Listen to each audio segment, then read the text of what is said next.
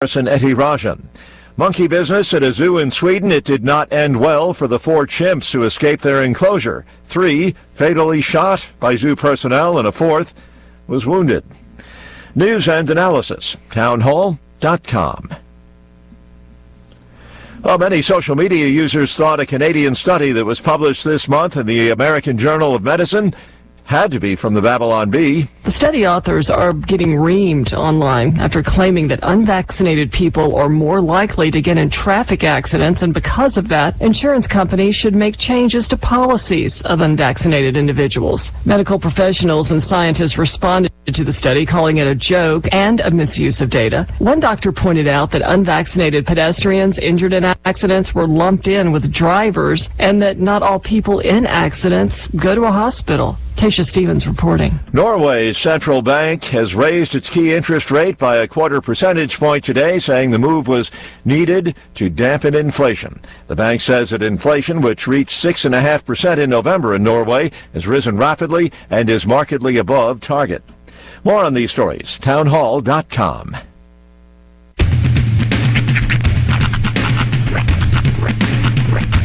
What in the wide world of sports is going on here?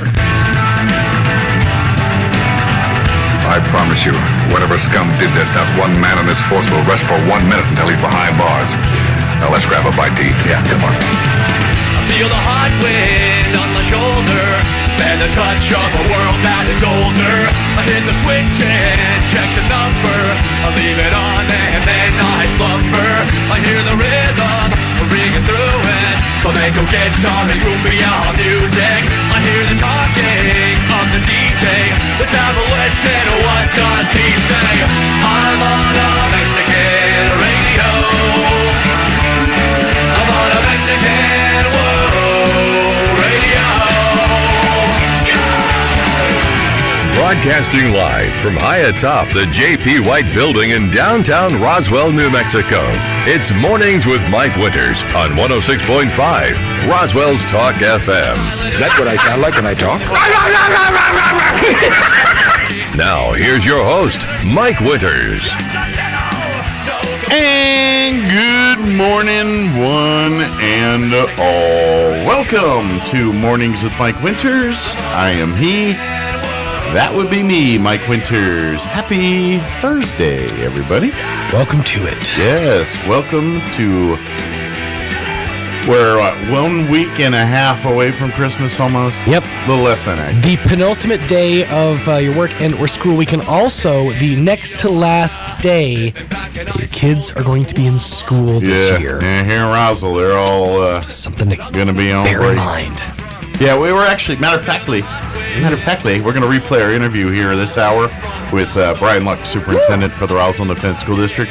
So yeah, we were just talking because of where Christmas and New Year's fall this year. It kind of, so the kids' Christmas breaks kind of front loaded this year. It is. So it's usually a week early. Yeah. Well, so I remember when we were in school, we would go until like the 20th usually.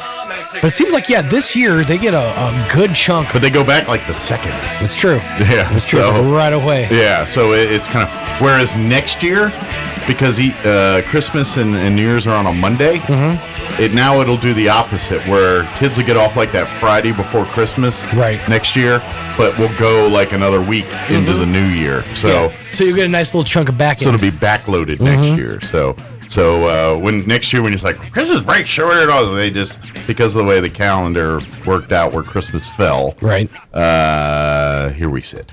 So indeed, that's it. So if you're thinking, man, Christmas break ready? Yes, tomorrow's their last day of school, and so today and probably the last couple days, it's probably been, a little more work yesterday. They'll do a little bit, and then by tomorrow, it's full on. Everyone's in holiday mode, and no one cares, and you know how that goes. Yeah, Fridays are for parties. Yes, right.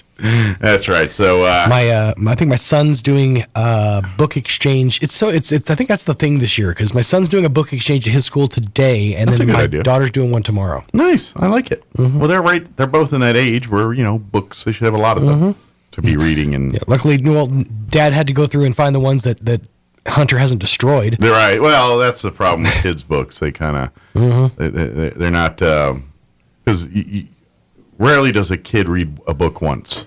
Yeah. It's got to be 57 times. You know, that's kind of, you know, to the point where it's memorized. And that's good because that's how they learn to read. Right. But yeah, the wear and tear gets a little. Luckily, for younger children, there are board books. Books that are thicker, made out of cardboard, the pages. Yeah. So can't really rip through them. Yeah. Kind of like my puzzles when I was that age.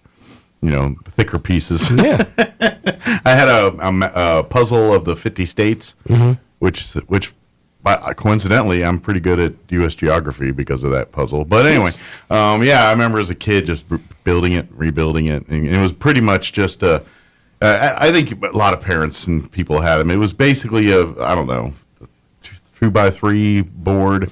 It was kind of thick. And then it had the outline of the United States perforated in it, and then you just had to. Here's all your states. You got to make it. The pieces were they cardboard or were they like wood? It was cardboard. The ones, but it was the ones I remember cardboard. were like they had like the little pegs on top that you could come up with. The ones I had didn't have pegs, but same concept. Okay. Yeah. So mine was a little cheaper, but yeah, it was a cardboard one. But yeah, so so when I think of those books you're talking about, I think of that puzzle when I was a wee lad. But our technology was intense when we were growing up. Yeah. We had a lot of really high tech devices. I know I did. That's what it was all about. Well, you know what? Speaking of high tech devices and toys and kids, I was watching the Toys That Built America, an episode of that yesterday, and they had a couple shorter 30-minute episodes. One was on gross out toys, which was interesting. You know, everywhere from the whoopee cushion to Oozinator 5000. Yes, exactly. But I also watched one on Christmas toy crazes. And, of course, they were talking about over the years, obviously, with Cabbage Patch kind of starting it all and then moving on. But the one year where they were talking, this was I was an adult by this time. It was, because this came out in, I think early 2000s. Okay. It was, I just remember what it was called. Those things that look kind of like Gremlins. They were robotic. They had Furbies? Furbies, thank you. Okay. The Furbies. And they were talking about the Furbies when they in their heyday. Those nightmare inducers. But you were talking about technology and things. We forget the whole scare and craze that those Furbies caused because entities like the NSA and all that were worried about the technology and now because in theory the Furbies would learn English. It would you'd do stuff and talk, and at some point it picks. But so they were like, well, what is this spying technology? Is it? And it was way rudimentary, so it couldn't do what they were worried it could do. But now that's a thing. But back when the Furby came out, it was kind of like well, it's the early stage of that technology, but you forget how much of a not so much toy craze for kids. I mean, it was, but it created a bigger international incident than it did, other toys. I'm partly convinced that Furbies are the reason that some YouTubers have YouTube channels because, there's channels that were basically started because let's see what happens when we put this Furby into a hydraulic press. Let's see what happens when we chop this Furby's face off. Basically, people who have nightmares from Furbies that they had growing up started YouTube channels wherein they can destroy all the Furbies they want. And the reason for that, for folks that weren't familiar with them, is because they didn't have an off button. Right. They literally would talk in the middle of the night or I was hearing one story of the parents made the kids every night before they went to bed take the Furbies, go down to the basement, bury them in the laundry hamper in clothes, and then go to bed. So you cannot hear that thing go off in the middle of the night. Yeah, they're the worst.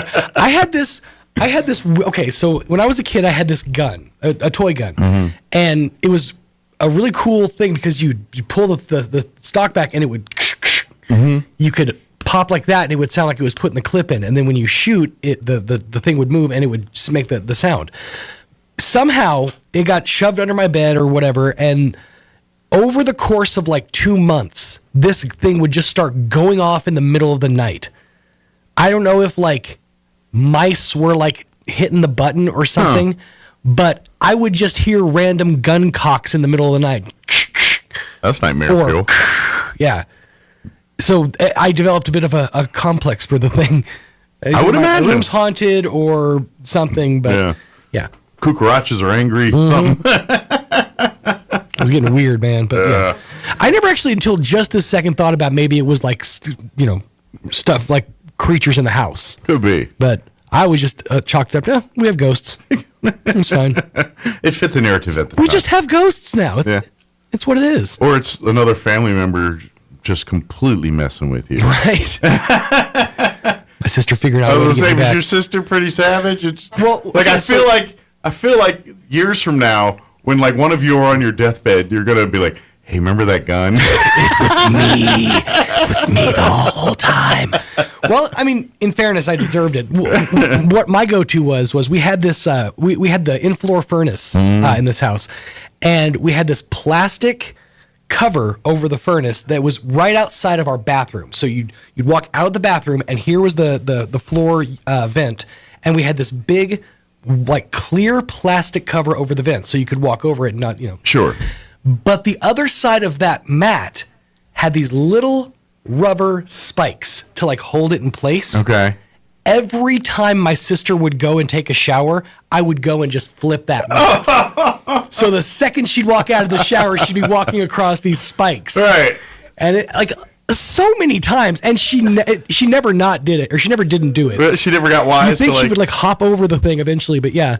I'm sure I wore that joke into the ground, but I did that every time. And she knew it was you. She of was course. like, "Who keeps doing this to me?" It's either me or it's mom or dad, Right. or our dog Jake. It was one of those. So that'd be impressive, actually. Right. I wouldn't be mad. I'd be impressed with Jake. Maybe one of the 13 rabbits we had outside. No, at that point, like 20 rabbits we had outside. Man. So when did your mom graduate to pigs? After my dad passed. Ah, okay. Mm-hmm. So she went from rabbits to pigs. Well, they raised rabbits for a good chunk of my childhood when we were in Medill.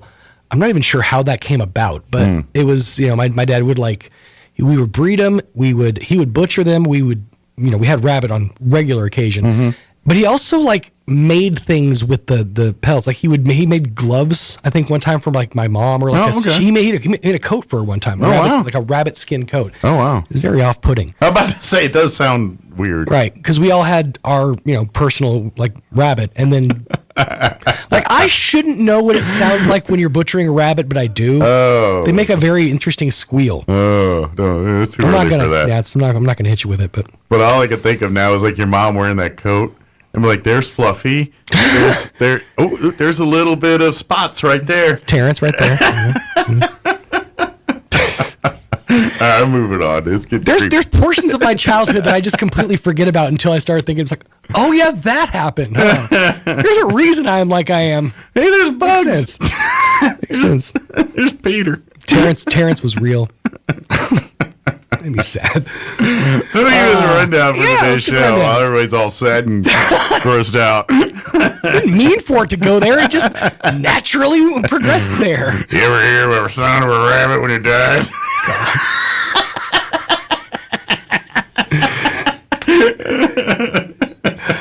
All right, let me get You won't know what the sound of a rabbit makes the last thing before it passed away. Just get right up on somebody. Listen close. Sorry, I got it. I got me. I just had this. Oh, man. All right, let me move on here. We're going to replay our interview, as I mentioned earlier, with RISD Superintendent Bryant Luck. He joined us yesterday in the 8 o'clock hour. Had a great conversation with him. So we're going to play that here in just a bit. In the 8 o'clock hour, about 8:15, Juanita Jennings, Public Affairs Director for the City of Roswell, will join us, give us an update on what's happening in and around the city. And then in the 9 o'clock hour, we're starting a new monthly visit. Dennis Kentai. I remember him. Oh, yeah. Mayor of Roswell. Everything's getting a reboot these days. That's right. Well, he works for the district attorney's office now, and so he's gonna join us once a month and just kind of give us an update and talk a little bit about the district attorney's office, what's going on, what they do there. He missed us. Give us a little. I think so. I think he missed us. I think so too. I'm easily. Well, absence makes the heart grow fonder of me, but then you're back with me, and then it's like, oh, I remember why now. And then after a while, people start. Well, I just saw how I spelled attorneys on here. I should be attortees. It was early. That was like a full 45 minutes ago. There's a lot of change since then. But anyway, that's the rundown here. Johnny, Before we do any of that, let's go ahead and get you up to date on the weather. I'm meteorologist Steve Hamilton with your Pecos Valley weather. We have high pressure over the Four Corners and also over Arizona, and that'll be keeping things fair for our area through the upcoming weekend. Low 50s and sunshine today. We're in the mid-20s and maybe a few clouds for the overnight hours. A little bit cooler on Friday. 45 for the afternoon high and sunny. We're looking for upper 40s to low 50s and fair conditions for the weekend. I'm meteorologist Steve Hamilton, and that's your latest forecast. Thank you, Steve. Currently 28 degrees here in Roswell. Humidity is at 63%. Winds currently out of the north at 6 miles per hour. Increasing clouds today. Expect a high near 52. Winds will be out of the northwest 5 to 10 miles per hour. Tonight, mostly cloudy with an overnight low of 25 degrees. Winds out of the southwest 5 to 10 miles per hour. For you Friday, mostly sunny. Heating up to a whopping 45. Yeah, it's going to be 45 for a high tomorrow. Winds will be out of the north 5 to 10 miles per hour. Tomorrow night, mostly clear with an overnight low of 23 degrees. North winds 5 to 10. Then looking at the weekend, sunny Saturday, 48 for a high. Winds will be out of the south 5 to 10 miles per hour. Sunday, partly cloudy skies, highs back into the low 50s. 51 for a high there. Monday, it'll be sunny, highs right around 53. Hey, don't forget tonight, the Historical Society for Southeast New Mexico's got their big drive-through lights event. That'll be taking place between 5:30 and 6:30 p.m. at the Historical Society for Southeast New Mexico, 200 North Lee Street. Just a drive-through, quick coming on through between 5:30 and 6. Drive through, see the Christmas lights, enjoy. We're going to have cocoa and Christmas treats. Selfies with Santa, plus the first 50 people that come through will get a free little thank you gift bag as well too. The event is kind of the Historical Society's gift to the public, thanking them for all their support over the year and this year and many years. So come out, see the lights, and get you a little Christmas spirit and come drive through.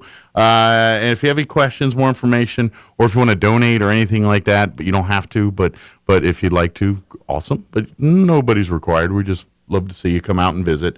But if you have any questions, call the Historical Society, 575-622-8333. And beginning 5:30 this evening is when the drive-through will get underway. Go to about 6:30. All right, it is 7:21. We're going to take a quick 3-minute break, and then we're going to play our interview with Superintendent Brian Luck on the other side. Don't go away. Traditionally, the end of the year is the best time to buy a new vehicle. Well, here at the Tailgate Nation, we're not tinkering with a great tradition like that. Right now at Roswell Ford, we have the best inventory and the best prices we've seen in a long time. Lots and lots of clean late model cars and trucks ready to carry your family through the coming year and many years to come. That's because we put every pre-owned vehicle through a rigorous 139-point inspection and give you a 3-day money-back guarantee so you can bring it back if it turns out you don't like it. And we're always looking for more really nice vehicles to sell, so if you have one, please bring it by for an on-the-spot offer. Roswell Ford is also getting regular shipments of new Ford cars, trucks, crossovers, and SUVs with some impressive factory incentives. But they won't last long, so you better move fast. It's time for a new vehicle, and it just happens to be the very best time to buy. So hurry in to Roswell Ford and join the Tailgate Nation. Hey, by now you've probably heard that health insurance is more affordable than ever. Well, it really is. But did you know that BULNM is the only place you can go to take advantage of the financial assistance available to most uninsured New Mexicans? Plus, we partner with quality brand name health insurance companies you know and trust. And the friendly and knowledgeable team at BULNM makes it so easy to shop and enroll for the right health insurance for you, your family, and your budget. And our help is free. Visit BULNM.com today. Eastern New Mexico University in Portales is proud to offer potential students the opportunity to attend ENMU tuition-free with the New Mexico Opportunity Scholarship. And now we are proud to announce the newly created Freshman Hound Housing Room Grant, which will allow students the opportunity to receive up to $3,000 per year off their housing costs when living on the ENMU campus. For more information on how ENMU is making higher education more affordable for you and your family members, visit enmu.edu. Eastern New Mexico University. Student success. That's what we're about.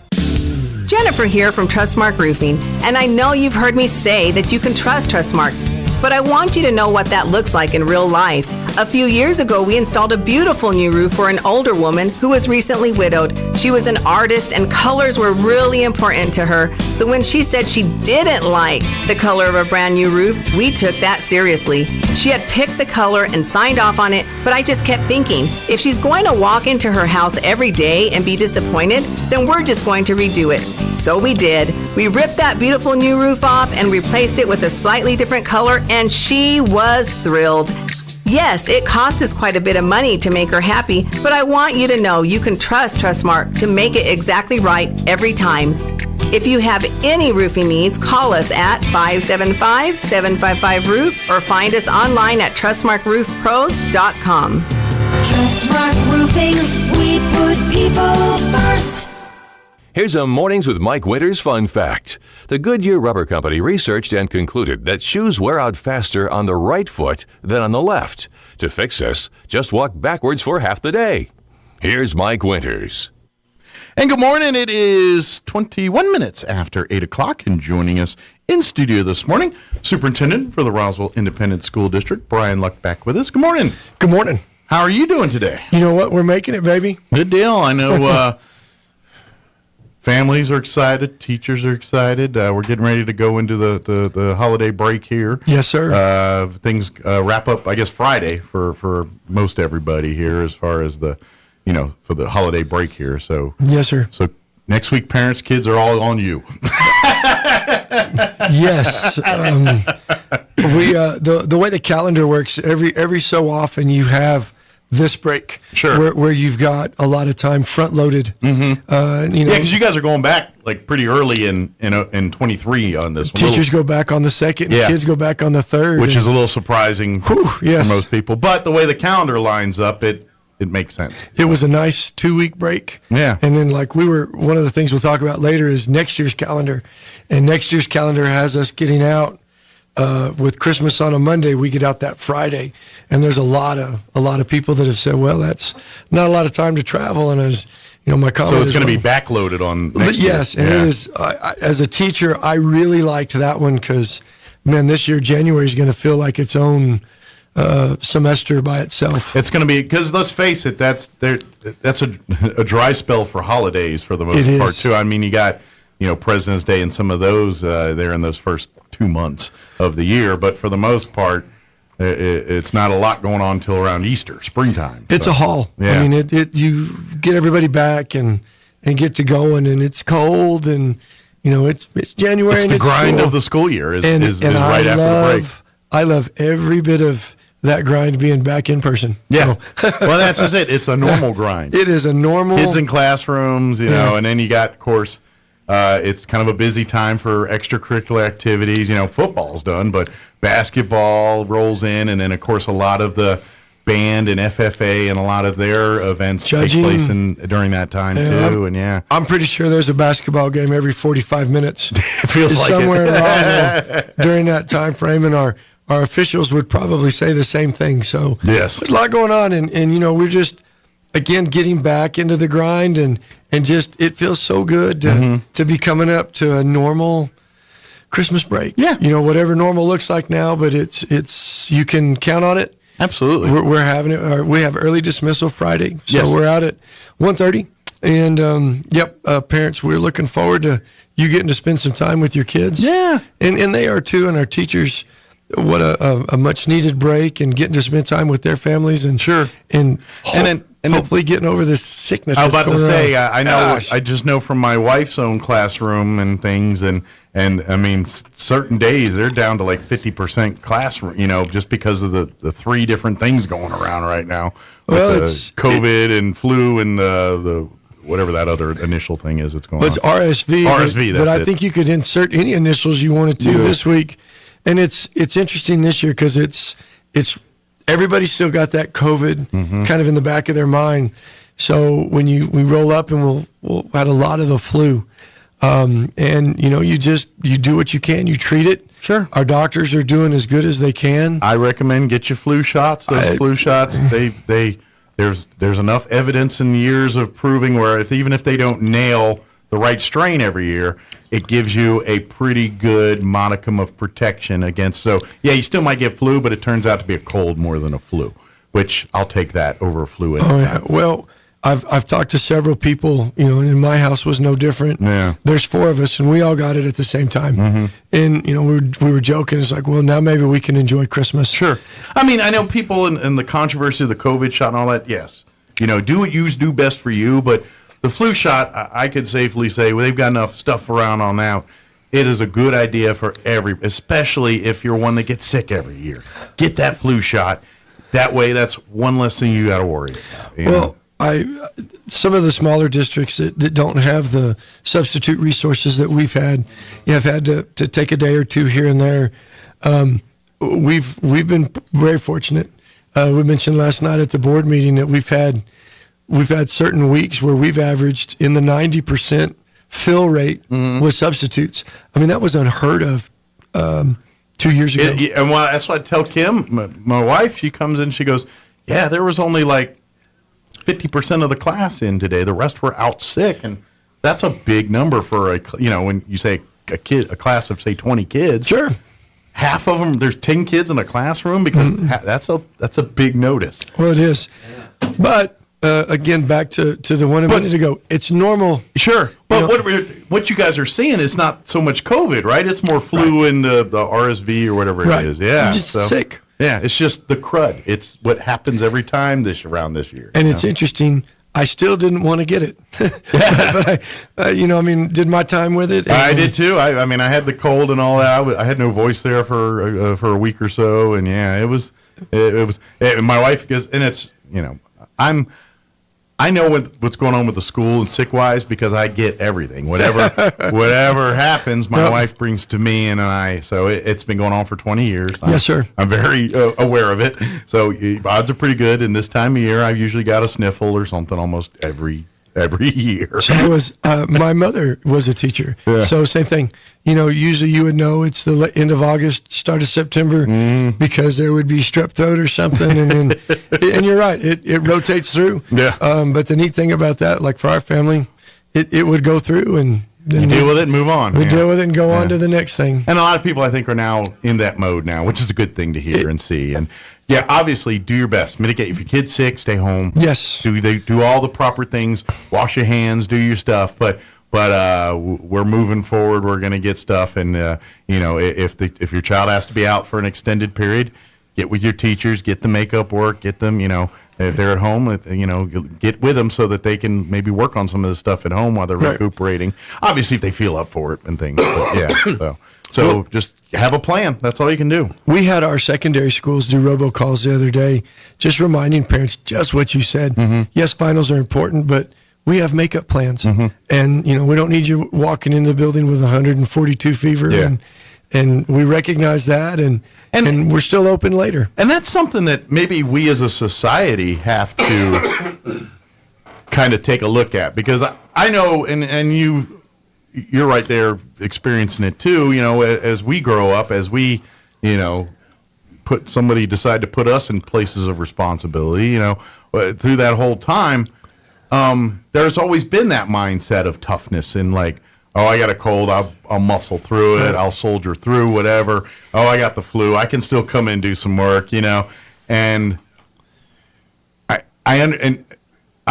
in my mindset too. Guilty. So I understand it.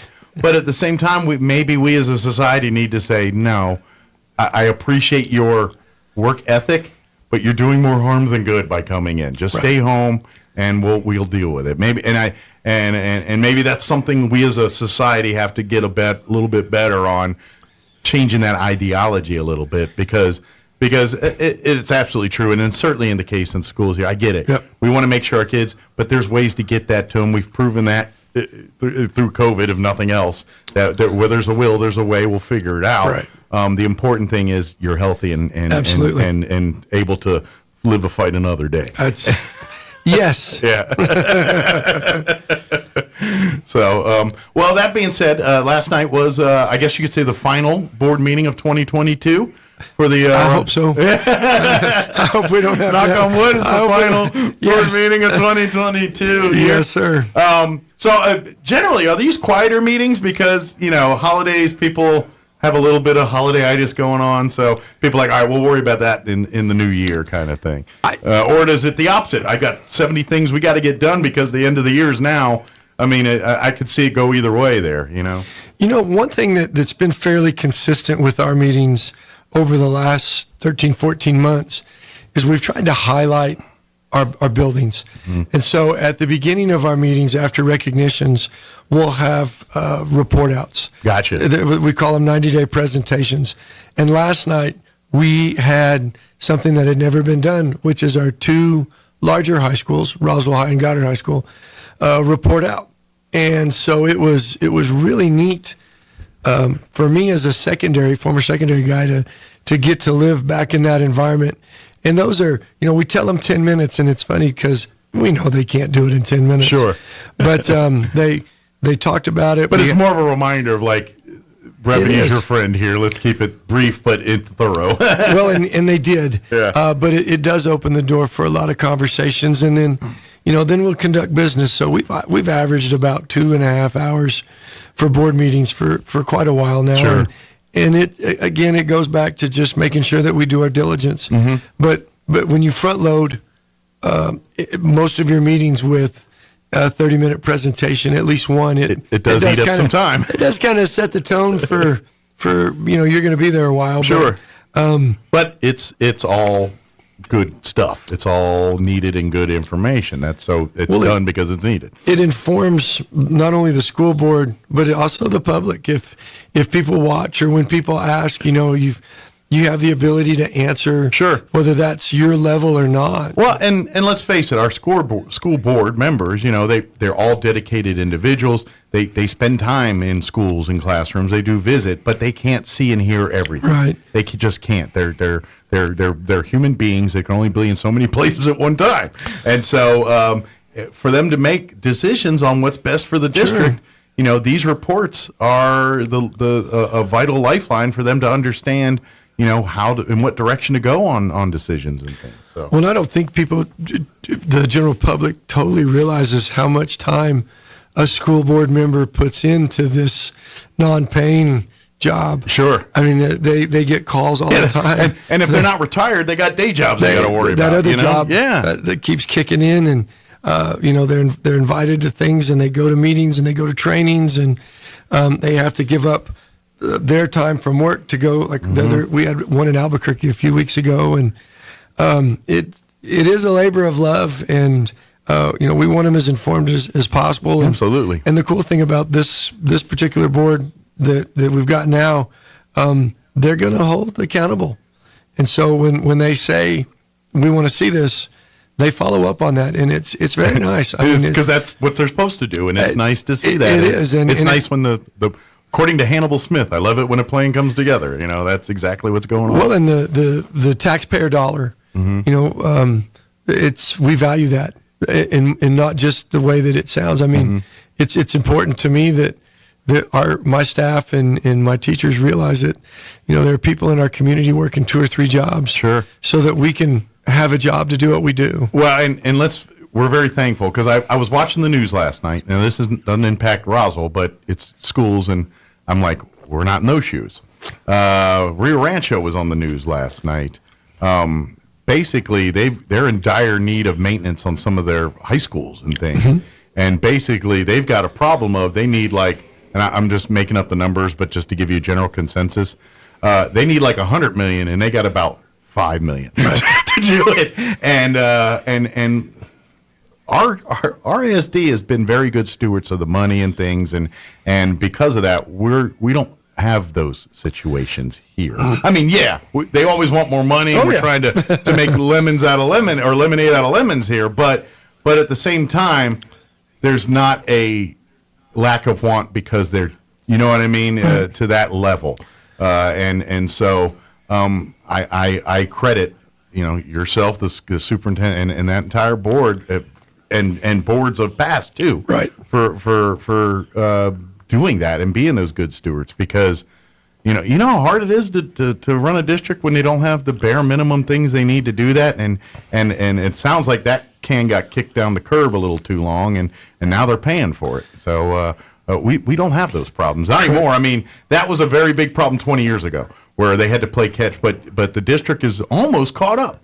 Almost. I think there's still a few I's to dot there, but you guys have finally kind of gotten out of that era a little bit. It's interesting. We've got Nancy Lopez, Washington Avenue, and Mountain View, and then we would have hit every school minus the two big high schools, and then those come down the road.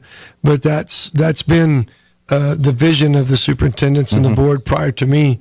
That consistency has stayed. Yeah. So we've got our plans are down the road, they're in place, and we need to finish. But no, Roswell's been pretty blessed with good leadership. And I want to credit, our financial department there at the district, there's been a level of consistency there and just good fiscal responsibility. Yeah. So I just wanted to put that out there in case people saw the same story I did on the news last night about Rio Rancho. I'm like, this is one of those moments you're like, count your blessings on we have good people doing good things here, because it is. That's the kind of stuff that happens when you don't. And I hate to see that for Rio Rancho and stuff, but they're going to have to right that ship some way, somehow. But we're moving on to other things here. We don't have to worry about that. No. That's a good thing. That's correct. Yeah, that's all I was pointing at. So, anyway, so obviously a few presentations at the beginning of the meeting last night. Honored the Goddard Rocket volleyball state champs. Nice. Really neat for that. I had a little personal note to that. My daughter's on that That's team. right. Your daughter was, and by the way, I heard her name quite a bit while sitting here listening to the radio and hearing the contribution. She was one of the leaders on that team. That was, she's very much. I mean, every single girl on that team is the reason why they got a blue trophy. But she did her share as well to bring home that blue trophy. I tell you what, going through it on this side, because I've been at the high school level on my entire career, other than the last two here at Central Office, and I've watched state championship teams, and I got to watch parents participate, and I got to watch kids from freshmen all the way up, and getting to see it from the other side. I never realized the impact that would have, and our senior parents especially, in how that, the culmination of years and years, and I mean, we were very fortunate that the team got to win state. Sure. But even just I'm curious, are they Cedar and Layden? Yes. They're going to be a pretty new team next year. Should be. Gotcha. Should be. Okay. And like Roswell High volleyball, or the two football teams or the soccer teams, until you're a parent and you watch a senior play their last game, regardless when that is, where that is, for what level, and the majority of them, that's the last time they're gonna suit up. That's a heavy duty emotional moment. I can imagine. I never everybody. thought about it till I mean, obviously as a player you think of it in certain terms, but no one thinks of the parents. Right. It's like, and I imagine it's that mixed blessing, but because you're sad that you're not going to get to see any more games and stuff, but you're obviously happy that it's a milestone in my child's life. They're moving on to that next phase to become adults. And this is a good thing. It's sad to see my little girl go, but at the same time, it's and don't get me wrong. Usually, especially if you're at a championship level teams, these parents have spent many a Saturday and Sunday sitting in some cold field or some empty gym watching their kids play every week, and sometimes we can't go on vacation because we got a volleyball tournament, or we got a baseball tournament, or we got a soccer tournament, or whatever it is, and so there's probably that mixed bag of, the parents like, our time just got so much freer now that they're done with sports, and so it's a whole wave of emotions. But yeah, initially it's that my little girl's not a little girl anymore. Yep. Crap, I'm old. Well, I've decided I'm not going to get old. I'll just have anniversaries of past birthdays. There you go. I'm perpetually 35 for the rest of my life. Well, and it's interesting that you say that. As a school employee, you don't age. You don't. This is true. At the high school level, I was 18 for 20 years, 22 years. And you when you leave that environment, you grow up instantaneously. Yeah. So, no, we were pretty excited about that. Good. Yeah, pretty excited that for all of our fall athletes and getting to wrap up. Oh, yeah. Football, cross country, every single athlete soccer, everyone, all the teams.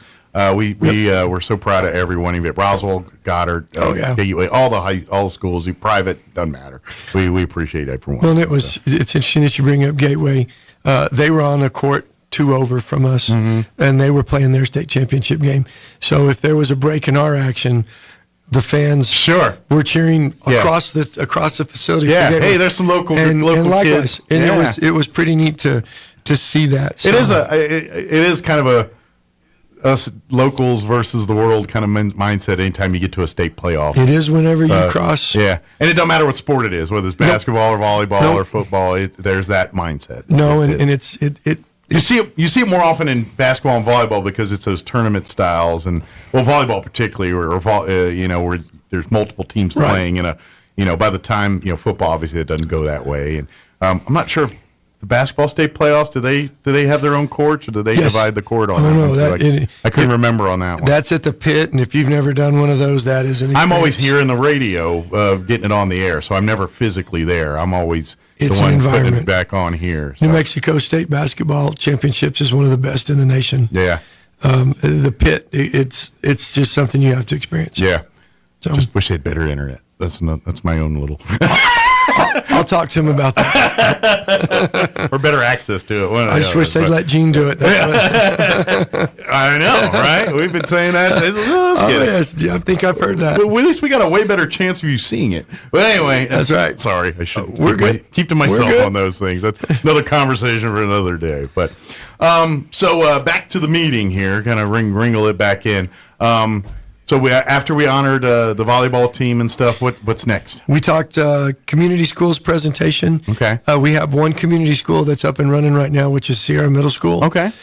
We received approval and award letters for Mesa Middle School and for University High School. So our the lady that's in charge of Sierra talked a little bit about our grant, talked a little bit about what's coming up with that. So we were super excited about that. Great. And then had our 90-day presentations with our 2 high schools. Okay. Big things coming, nothing new. We talked a lot about career technical, and is it kind of a state of the union type of a little bit for each school to the board kind of thing? It tells them we've had data presentations in the past, and they don't need that. Gotcha. They can pull up a spreadsheet and see the school's data. What our board's after is tell me what you're doing. Gotcha. And they want to know the physical. Yes. What group activities, what are kids in rooms doing right now? Well, and you can use educational babble, but nuts and bolts. Tell me what you're doing, right. and how am I going to know that it's working? And I want to measure. Sure. I don't want more or greater. I want concrete evidence. Sure. They want the light bulb moments. They want to see those moments. They want to know. They want that firsthand. Okay. Yeah, the text, the data. Yeah, we stare at that all day. And sure, that'll give us a big picture in an overall scheme thing. But what's going on a day-to-day basis? What kind of progress you're making in a day-to-day basis? What's the kind of stuff that's going on in every school? And that's the kind of info they're looking for, kind of thing. Well, in both schools, it was pretty cool. Both schools brought students. I say the best way to do that is probably they brought the kids, man. Bring the horses, right from the horse's mouth, so to speak. And they talked about the opportunities and how those opportunities have changed in the last 2 years and the future. You bring the product with you, and you see the product's a lot better, and like, this is what we're doing. We're getting there. Yeah. And I'm very proud of the work they're doing. I got to admit. You hear the world we live in, and you talk about younger, older mindsets and all that. And I don't know if I'm just an extra didn't care kid or what, but I feel like kids in some facets are way more mature than I ever was when I was their age. And that's a good thing. I'm not saying this is a bad thing. I'm thinking kids are way more self-aware about the world Yes. in 2022 than they were when I was their age in 19 or. Well, and it's a mind shift over the last 5 to 10 years. Yeah. Of basically recognizing what you just said. Yeah. And as a teacher, having to go, okay, years ago they didn't have to care about college now. Yeah. But why can't they? And how about we give them some exposure and maybe try to get them going down some directions so that they don't waste the time that I wasted and money whenever I got to college. And, you know, God bless my parents. Yeah. Well, and it's I applaud it in some ways, but then I'm also worrisome that you guys are still young adults, kids, mindsets of that.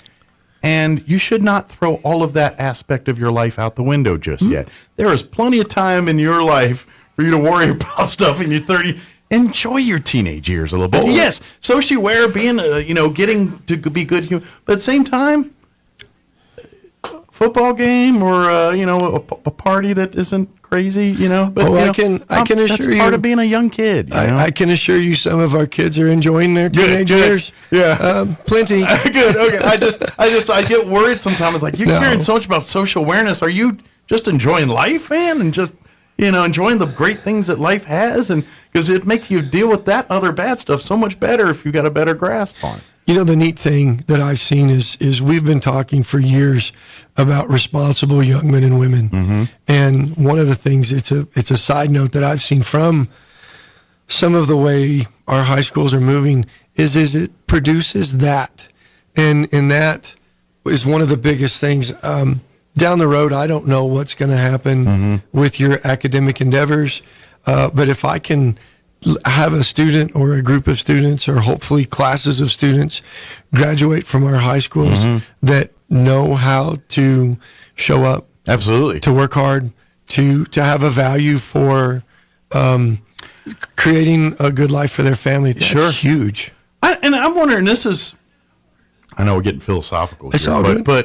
but things that we kind of absorbed as kids socially, today's youth miss some of that. I think just not that by their own fault. It's just technology. The way people interact is completely different than when we were their age. And I think there's some skill sets that get missed. And I'm wondering, is that something that schools are going to have to pick up, that baton, and say, okay, I know you're in a world where you communicate in text or various, but maybe there is that, I don't know if etiquette's the right word, because I don't think that quite fixes it. But I mean, there seems to be a disconnect there, where socially and a little bit of, I'd say pageantry and things, but just, the way you handle and treat people, because we work in such impersonal modes, you learn the personal touch. And I don't care what you say about in life. You can have all the knowledge in your head and be the most smartest person on the planet. But if you don't have the ability to communicate it, to relate it to other people, then what good is that information? And I think there's a disconnect there on how we exchange ideas and things like that. It's interesting that you bring that up. If you put two 18-year-olds in the room, they will communicate just fine. Yeah. If you take maybe we're the ones that if you take an 18-year-old and you put a 35 plus, heaven forbid you put a 50-year-old in the room with them, that's a lot of where the disconnect is. And it's a happy medium between accepting I've got to understand the way y'all communicate. And I would still like for you to get to a level to be able to function with me. Sure. And I think that we have broken down some barriers when it comes to that. And again, I feel like our district moving in that direction is in a much better place than we were. Good deal. I just didn't know that was about something 4 years ago. No, schools are like trying to address. Well, and it's if you take a 25-year veteran elementary school teacher, they will all tell you without question that kids are different than they were 20 years ago. Mm-hmm. And they should be different, because if you think of how society as a whole has changed, sure, even in the last 10 years, you know, when the iPhone came in, mm-hmm. it accelerated great things, mm-hmm. and it accelerated some not so great things. Yeah. And there's you know, the disconnect of, you know, I still have people tell me, well, I don't even use those cell phone things. Mm-hmm. And I was like, well, you should, because they're great. Yeah. And you're behind. Yeah. You know, I'm sorry. 10 years ago you were behind, but you're behind now. Yeah. And I get it. And you're right, because I'm like, sure. Okay, you don't need to know how to do 70 things on your smartphone and like know every shortcut and everything else out there. But if you are a functioning adult in society that has to go and function in life, whether you're retired, not retired, if you've got to deal with people in life, which is pretty much short of you medically not able to, that's everybody, you should be able to work a smartphone. You should be able to make a phone call, get an email, and send and receive a text. Yep. That is bare bones. It is in the world today of, can you mail a letter? Can you fix your own dinner? Can you make a long distance phone call? Make a long distance phone call. Can you? Okay, this one's going to outdate it. I know where you're Can going. you change your own oil? You know what I mean? But I mean, that's it. That is the new world you live in. To function in society, you got to be able to text. You've got to be able to. Now, I'm not saying you need to be a computer expert, but you got to be able to work your toaster. You know what I mean? You got to be able to operate the oven in your house. You got to be able to operate this form of communication. We were on a trip the other day, and we were trying to explain to our kids what an operator was. And they're like, wait a minute, you mean you actually called somebody to call somebody? And it's like, dial for operator? Yeah. What? And they're like, well, why? Why did you do that? Yeah. It's just such a foreign concept. Yeah. And it goes both ways. It's when you talk to somebody that does remember party lines, you know, where you couldn't talk because especially in rural parts phone. like here. Like, yes. I grew up in Maryland, where party lines are pretty much a thing of the past, because it was. But out in New Mexico, in places more rural, that was still very much a part of the lexicon there, and so I knew friends and things that you pick up the phone and there's 3 people already on the phone, and you're like, who is this? My dad had a business in with the agricultural industry, and ranch radio was huge, and you couldn't call them at a particular time because they wouldn't have access, they wouldn't have a signal. So I mean, like I said, we've moved so far, so fast, and we've had to catch up to that. And the irony is, and it does really relate to what we're talking about. Some of what we're doing to come back to be more successful is taking some steps back, sure, and coming back to a little bit of the practical side, and tying the technology and the practical applications and making it relevant for our kids a little bit earlier in their careers so that they will stay with us. That's the kid that we're losing. Why do I want to be here? I'm never going to use Algebra 2 at the grocery store. Why do I care? Right. Because you like this. I do like that. Well, then let's try to make it work. And that's the same problem our generation and generations before us and slightly after us have dealt with too, because that truly is the mindset. You're in a class doing trigonometry as a junior in high school, and you're like, unless I'm going to be a scientist or something, where am I going to use this? And now is the shift is, you know, and this is really through STEM and all that. It's like, okay, yeah, I get it. The formulas and all the tried and true things that are based in math and science are boring as all get out. But guess what? To build that ship going to Mars, you've got to get to there. You've got to understand the foundations and principles of how we can get somebody to Mars. Once you understand that, then the cool part comes in, and you're like, now you can take this information. But it's you got to present it in a way that people will, and that's kind of been, because I know when I was a kid going through these, they're like, because you need to graduate, and you're like, why do I need to know it? Because you need to graduate. Yeah, but you know, and why do I need it to graduate? Because you need to know it. Because I said so. Yeah, and you were like, and we bought it. Yeah, exactly. And the kids nowadays, they don't, and that's okay.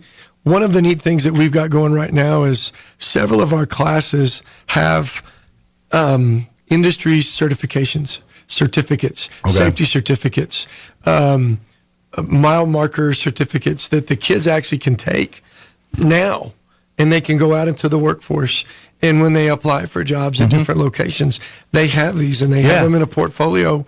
And so it's a lot of relevance. And I like it because, and we're running out of time. I got too baggy, but college is an amazing thing, and students go to college, do your thing. But I love we live in a world now that they're saying, you know what, college isn't for everybody, but there is still other places in secondary education that you can get involved with that isn't a 4-year college degree. Now they're saying, okay, let's get you into a trade school, get you into a specialty school for exactly the thing you want to pursue your dreams in, or maybe there's a third path that works for this person. Sure. I love that all options are on the table. When we were kids, again, I'm doing that thing, but it was kind of like you either go to college, you go to the military. There you go. And that was it. Yep. And that mindset is not true anymore. So. No.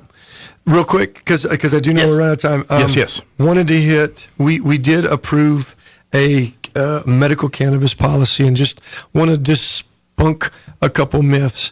Number one, we don't have a choice if a doctor prescribes that for a student at school. Because then you get sued if you don't. Well, what we wanted to do is we wanted to get in front of it, and we wanted to govern that medicine the same way we govern everything else.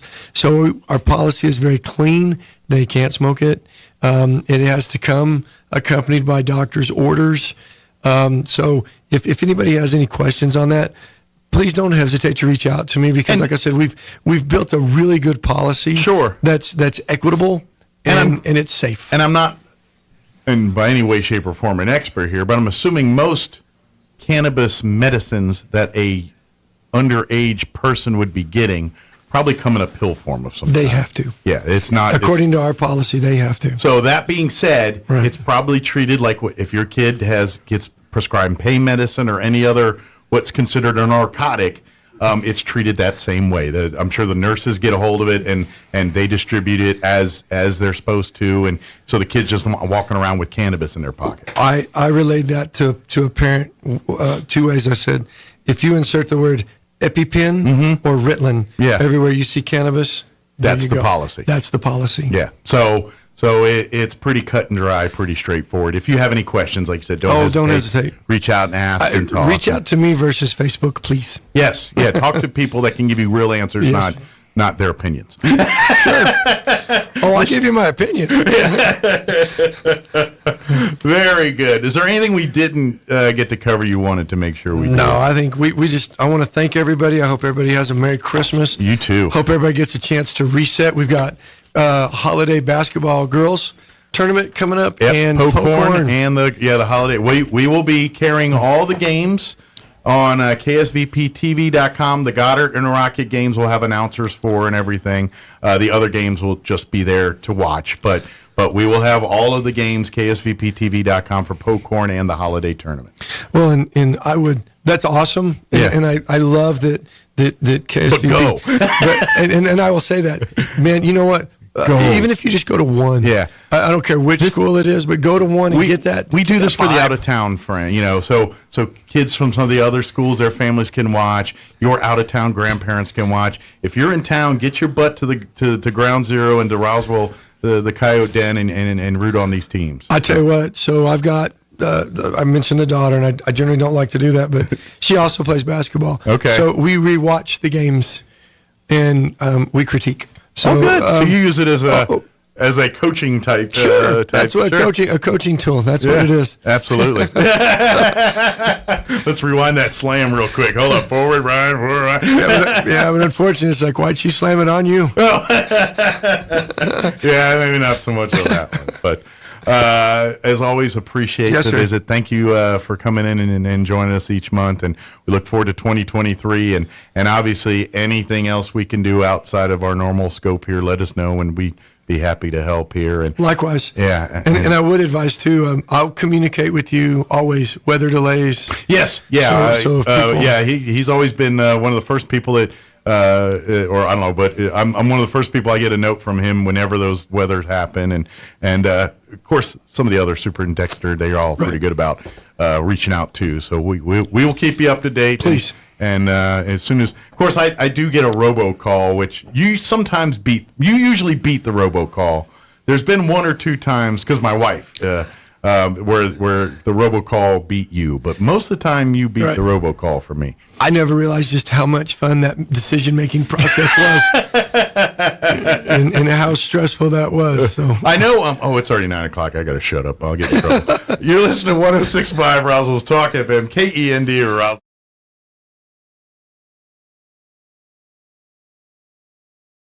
Will now stage 2 strikes lasting 12 hours each. They will still provide emergency care. The BBC's Rory Gallagher. Elon Musk's more unfettered version of Twitter could collide with new rules in Europe, where officials warn that the social media company will have to comply with some of the world's toughest censorship laws. The new rules take effect next year. News and analysis at townhall.com. Well, getting a speeding ticket stinks, especially in this Florida jurisdiction. Motorists who were speeding through an elementary school zone in the Florida Keys receiving a smelly onion as a reminder to slow down. County Sheriff's Deputy Lou Caputo dresses up as the Grinch during this time of year. Drivers who travel 5 miles per hour or less above the school zone speed limit can choose between a citation or a smelly onion presented by the Grinch. Those speeding beyond that are likely to actually get a traffic ticket. Caputo says most people choose the onion, and he adds some eat it right away. Jason Walker reporting. Business is rebounding in Bethlehem after 2 years in the doldrums because of the coronavirus pandemic, lifting spirits in the traditional birthplace of Jesus ahead of the Christmas holiday. More on these stories at townhall.com.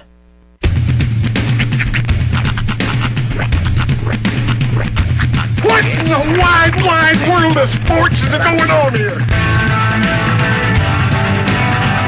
I promise you, whatever scum did this, not one man in this force will rest for 1 minute until he's behind bars.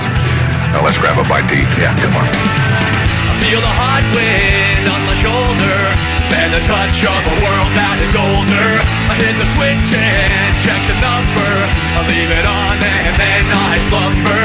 I hear the rhythm ringing through it. Flamenco guitar and cumbia music. I hear the talking of the DJ. The Travelician, what does he say? I'm on a Mexican radio. I'm on a Mexican radio. Broadcasting live from high atop the J.P. White Building in downtown Roswell, New Mexico. It's Mornings with Mike Winters on 106.5 Roswell's Talk FM. Is that what I sound like when I talk? Now, here's your host, Mike Winters.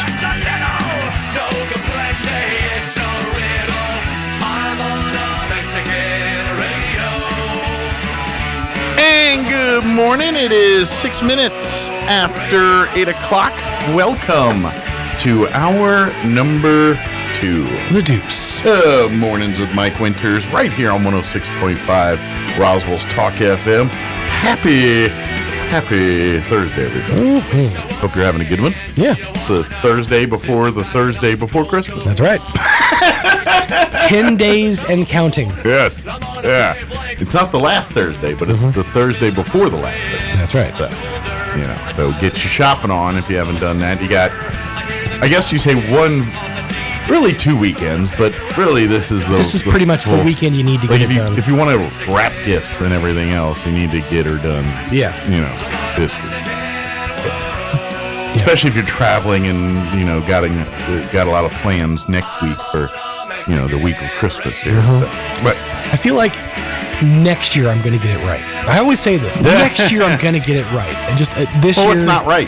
Just things are. I haven't had enough funds I got you. You haven't gotten everything you wanted to get. Right. it's really not even really feeling this season, this year. Normally, I'm at this point in the season, I'm at least kind of semi holly jolly. Yeah. Just not feeling it. I'm faking it for the kids, but I'm just not feeling it. I'm sorry. What are you gonna do?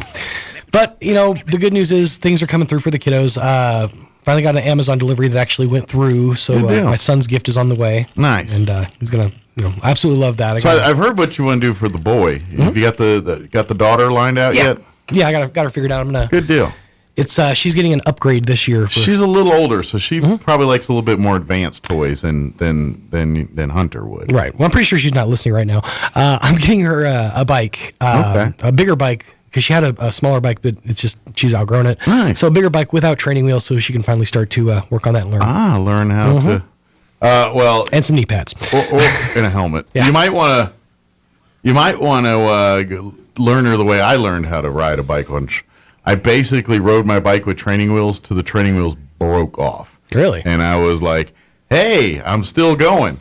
And then I showed everybody, hey, look, everybody, I'm riding a bike. And they're all looking. And then I turned around to face forward and whacked first right into a mailbox. Nice. Swear to God, the first time I learned to ride a bike officially, I took out a neighbor's mailbox. Turns out eyes forward when you're I was kind of look, I'm doing it. Look, blam. No one yelled, hey, watch out for the mailbox. Yeah, hey, how about that mailbox? Bunch of think for yourselfers. And this was before smartphones, so they're all probably like, hey, well, this is going to be good. Watch it. That's why nobody's talking. This is before smartphones. Everybody was super bored. Yeah, so they're like, just let him have it. He'll be fine. That's half the reason parents did things when we were kids, is to watch, their kids' dumb reactions or what would happen. Yeah. Just because boredom. Yeah. But, so, I mean, that's also an avenue if you want to, teach her to ride a bike without the training wheels. Just literally, because eventually they'll rust and fall off. Yeah. Right. So basically, treat her bike riding experience the same way you treat Forrest Gump's legs early on in the movie. Exactly. They'll just fall off. Ride, Nanners, ride! Just like that. There you go. Exactly. Makes sense. So, but, that's exactly, because I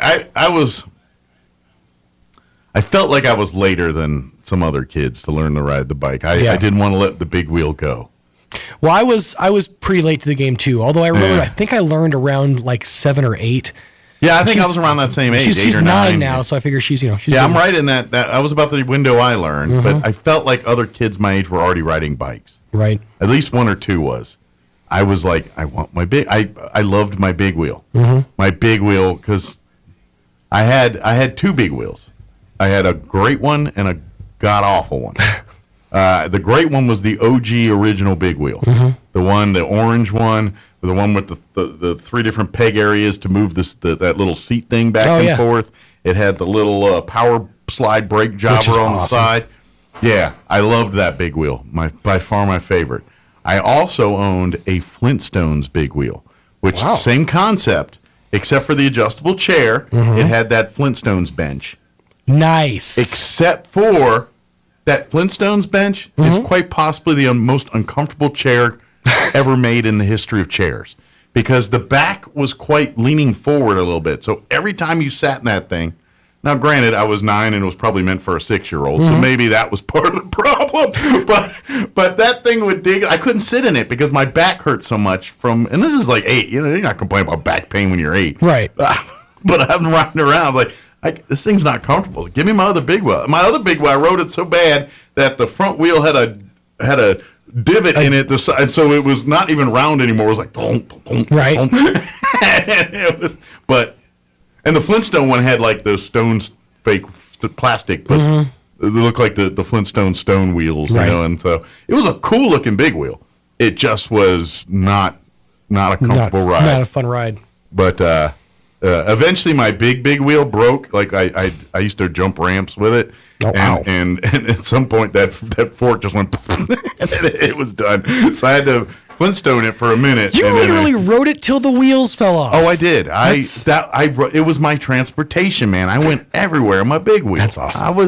That was kids don't get it. That's what I did. I was And then when I graduated to bikes, we were like a little biker gang around town. Everywhere you went, you're on your bikes. There's usually a half dozen of us, and we're always riding around together, whether it's to go play ball at the field or play Army in the woods or drive a bike over to the Army Navy store to buy smoke bombs, whatever it was we were doing, you know. I was always jealous of the little kid down the block from me. He had the green machine. Oh, see, I have history with the green machine, too. Really?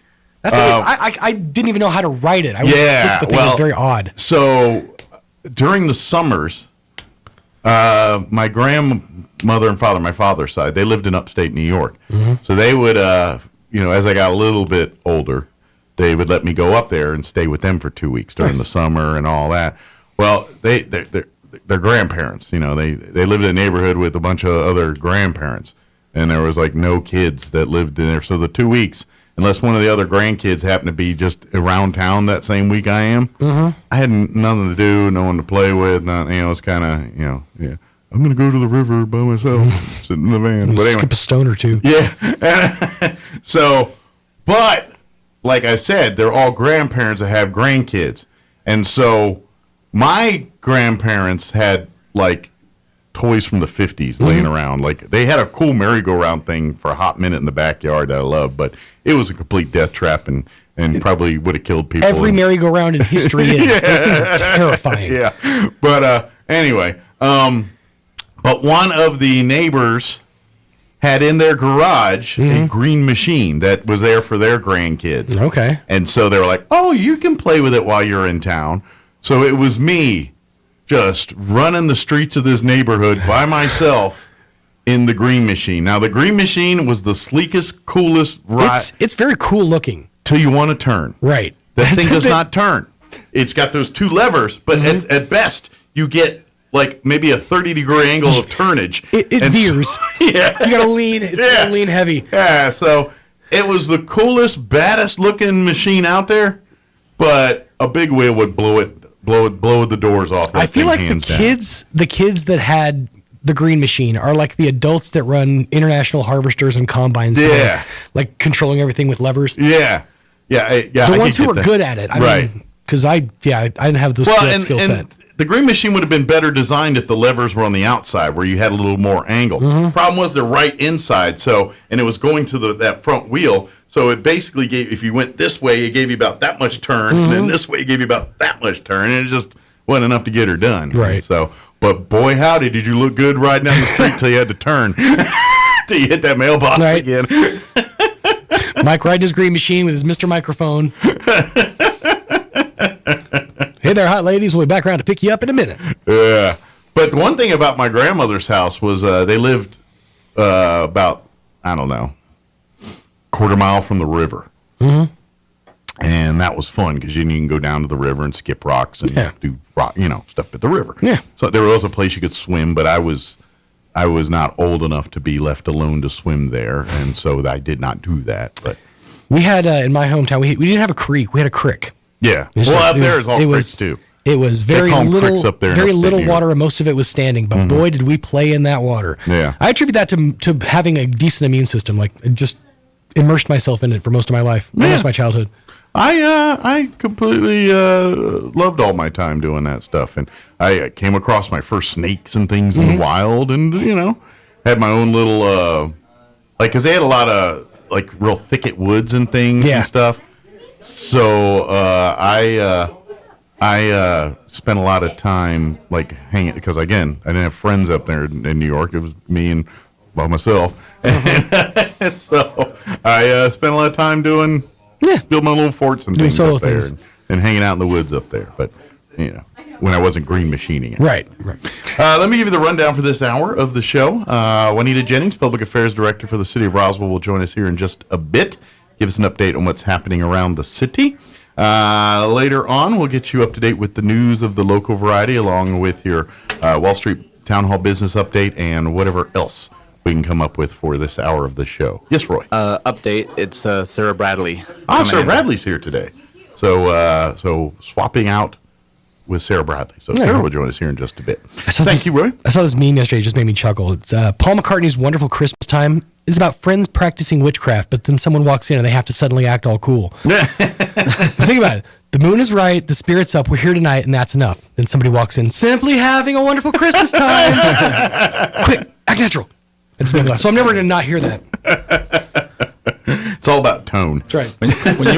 Earlier when you were saying Green Machine, it gave me PTSD flashbacks to the Wool Bowl of the Red versus Green game of last year. The announcer had to come up with names for the red and the green team. So you called them the Green Machine? So I picked Green Machine and Raging Red. And to be honest, Green Machine is a play on words because there's the Green Machine Big Wheel series.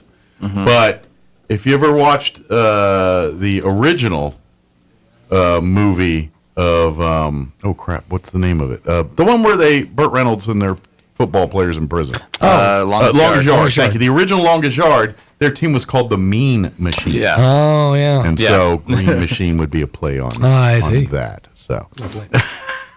And if you're hang out with a bunch of stoners that like that movie, they usually call their team the Weed Machine. So you can kind of gauge people's activities by that. Had that too. Yeah. See.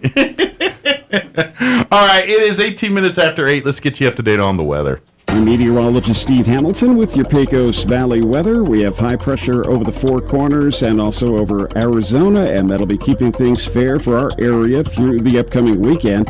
Low 50s and sunshine today. We're in the mid-20s and maybe a few clouds for the overnight hours. A little bit cooler on Friday. 45 for the afternoon high and sunny. We're looking for upper 40s to low 50s and fair conditions for the weekend. I'm meteorologist Steve Hamilton, and that's your latest forecast. Thank you, Steve. Currently 31 degrees here in Roswell. Humidity is at 59%, with winds currently out of the northwest at 6 miles per hour. Increasing clouds today, but, 50s for a high, which is actually not bad because it'll be colder tomorrow. 52 northwest winds 5 to 10 today. For tonight, mostly cloudy. Expect an overnight low of 25. Winds will be out of the southwest 5 to 10 miles per hour. For you Friday, mostly sunny, 45 for a high tomorrow. Winds will be out of the north at 5 to 15 miles per hour. Friday night, mostly clear with an overnight low of 23, so chilly night there. Winds out of the north at around 5 miles per hour. And then for the weekend on Saturday, sunny and 48. Winds out of the south 5 to 10, partly cloudy, and 51 on Sunday. All right, it is 20 minutes after 8 o'clock. We're going to take a 4-minute commercial break, and then Sarah Bradley with the City of Roswell will join us, give us an update on what's happening in and around town. Don't go away. You're listening to Mornings with Mike Winters. Make your home a smart home with Smart Home Wi-Fi from Plateau. Now you can connect more devices to fast, reliable Wi-Fi throughout your home. That means faster speeds with no downtime or lag. Enhance your connection, expand your reach, and experience whole home device control and protection with Plateau. Plateau offers true fiber with options starting as low as $60 a month, all with no caps and no hidden fees. Call today, 575-755-1000, or stop by 1001 South Main in Roswell. Get Smart Home Wi-Fi today from Plateau. Tried, true, trusted. If you need a Kubota that works and plays hard, stop looking. You'll find everything you need at Amigo Machinery. When it comes to tough Kubota tractors, mowers, construction equipment, and utility vehicles, all with low-rate financing, Amigo Machinery is your one-stop shop. We are passionately committed to providing our customers with the highest quality products, most innovative solutions, and services delivered with integrity and professionalism. Stop by Amigo Machinery in Roswell or see us online at amigo-machinery.com. Innovation, service, integrity, and knowledge. J.S. Ward & Son Insurance Agency. Auto and home, life and health, personal and commercial. Bonds too, since 1925. We have the coverage for you. Innovation, service, integrity, and knowledge. J.S. Ward & Son Insurance Agency. When Rhonda was experiencing severe abdominal pain, she knew she could count on Artesia General Hospital's emergency department to provide critical care any time of day or night. I didn't think twice about driving the 45 minutes from my home to Artesia's ER. I felt like I was their only patient. Excellent care from everyone, and I'm thankful beyond measure. Each year, thousands of patients trust Artesia General Hospital with their health emergency. With specialty certifications in advanced adult and pediatric life support and trauma care, their emergency room physicians have the experience you need when every second counts. 24 hours a day, 365 days a year. Learn more at artesiageneral.com/emergency. Hi, I'm Dr. Keon at Carabelli Dental. Same-day smiles are what we do. My passion is helping patients chew, talk, and live with confidence. That's why I'm one of the few doctors in the U.S. who can create beautiful same-day smiles with the latest digital implant technology. This procedure is life-changing. Just ask Sean. Hi, I'm Sean. I've been that voice that you've heard on the radio for most of my life, but I'm also a dad to 2 amazing kids. I've had a million reasons to smile, but in all my old pictures, I was never smiling. Truth is that life of improper care and being dealt a bad hand genetically left me practically with no teeth. It affected everything from the way I ate, the way I talked, and of course how I interacted with people. And that's where Dr. Keon and Carabelli stepped in. They eased my fears. They explained every step of the process in a way that I could understand, and they made me feel almost like I was part of the team. And now, I can't stop smiling. I have so much more confidence, and I love looking in the mirror now. I can't explain how much of a difference Dr. Keon's dental implant process made for me. Our team can help you find your smile too. Come see us at Carabelli Dental, 575-622-4455. One of my favorite things about Christmas is spending time with my family. My son will be home from college. We'll get to spend some quality time together on the golf course. I won't get to be with my parents and sister or brother this year, but that doesn't make me any less a member of the family. I still love them and they still love me, and I would do anything for them. I pray for them and want what's best for them. I want to encourage them when they need it and do my best to support them in their life journey in a positive way. In the same way, we should have a similar role within our spiritual families. Being a member of a church family is an active role. God calls us to be members of the church. That is a call to action, not just to sit on a pew. Being a church member isn't always easy, but it can be life-changing in a wonderful spiritual way. Churches are never perfect, but they are there to give support and love needed in the best and worst of times. Who wouldn't want to be an active part of that kind of family? Join us at the Country Club Road Church of Christ for worship at 10 a.m. on Sunday, located on the corner of Country Club and Washington in Roswell. Here's a Mornings with Mike Winters fun fact. Linen can absorb up to 20 times its weight in moisture before it feels damp. Now, you don't have to get up in the middle of the night to go to the bathroom anymore. Here's Mike Winters. Although, I hope you're single if you're going to try that move. Don't try it with a spouse in bed with you. You might be single soon. So well, then you do you. But good morning. It is 24 minutes after 8 o'clock, and joining us in studio this morning from the city of Roswell, marketing director, Sarah Bradley with us this morning. Good morning. How are you doing today? Good morning. I'm good. How are you? Doing good. How's, I know there's never really a quiet time because there's always 100 things going on. Exactly. But I imagine, once you got all the holiday things, as far as like it's got to slow down a little bit right now, right? As far as like maybe some of the planning stuff. I mean, we got holiday events and things to execute, but I imagine it's a bit of a lull right now, or am I way off? No, I mean, a lot of our departments around the city try to still program to keep the community active within the city departments and everything going on. So people like services department, obviously, your utilities things. People, right.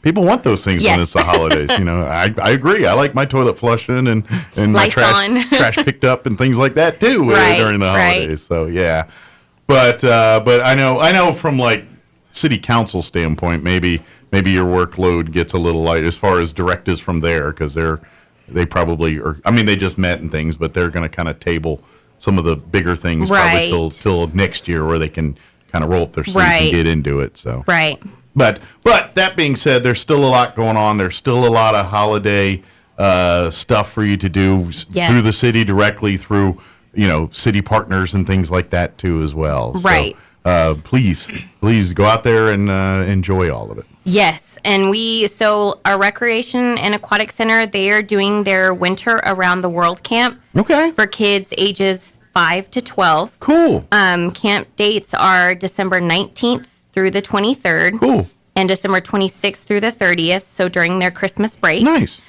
They'll be exploring different countries, learning about their winter festivities, games, traditions. So kind of alert like Christmas in other parts of the world and how they celebrate Christmas and things like that. And parents, since the kids kind of get out a little early, right?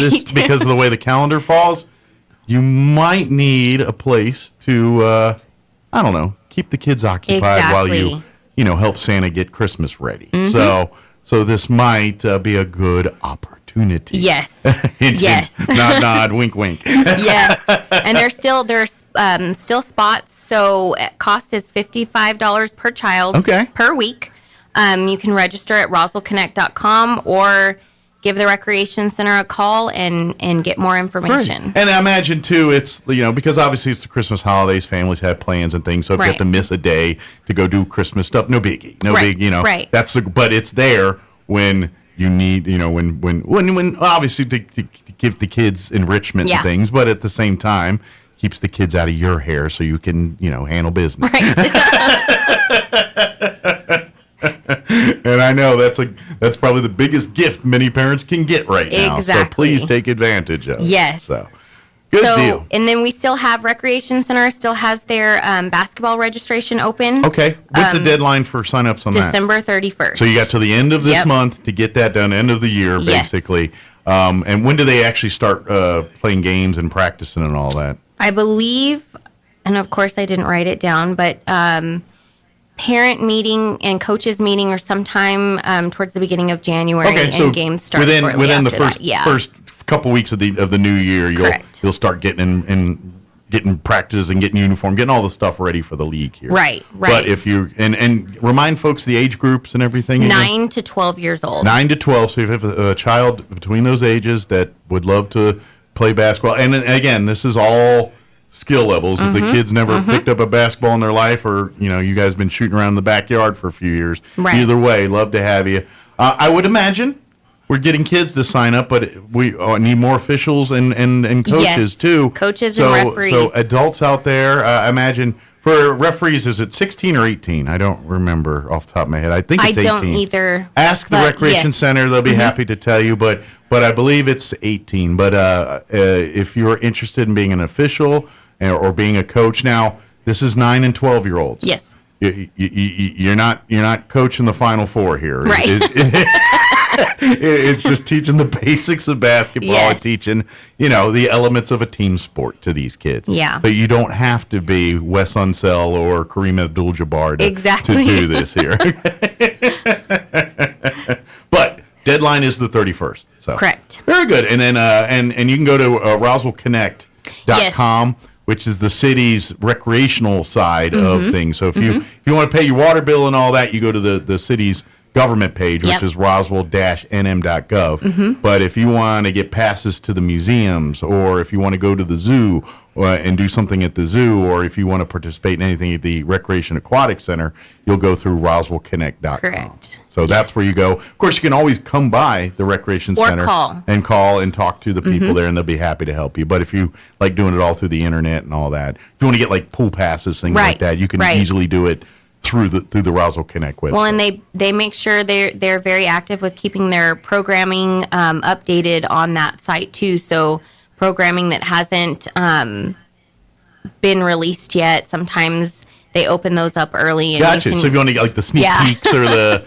insiders deal, it might behoove you to stay regularly posted to the Roswell Connect website there. Correct. Yep. Good deal. Excellent. So we got basketball. We got our Christmas break, Christmas thing for Camp for Kids here. What else do we want to promote here? So the Spring River Zoo has been doing their 12 Days of Christmas during the month of December. And that's where we ask the community members to participate by donating gift items to the animals. Okay. They have, and all of this information is not only on the Spring River Zoo Facebook page, but their website as well. Okay. But they have an Amazon wish list that they put together for gifts for the animals. Okay. They also have a link. They take donations via PayPal. So if folks want to support the animals in the zoo, they've got some ideas where it would be most beneficial to help. Yes, that way. and so this week, the 16th through the 21st, from 1:30 to 2:30 p.m., gifts that have been given to the animals will be given. They get to release and open their gifts. They get to release and open their gifts, and Cool. the community is invited to come out and watch them open their gifts during that time. And only during that time they'll be doing some hot cocoa. And you'll get to meet the new Kinkajous that the zoo has. Oh, okay. So is that a Pokemon character? I don't know what a Kinkajou is.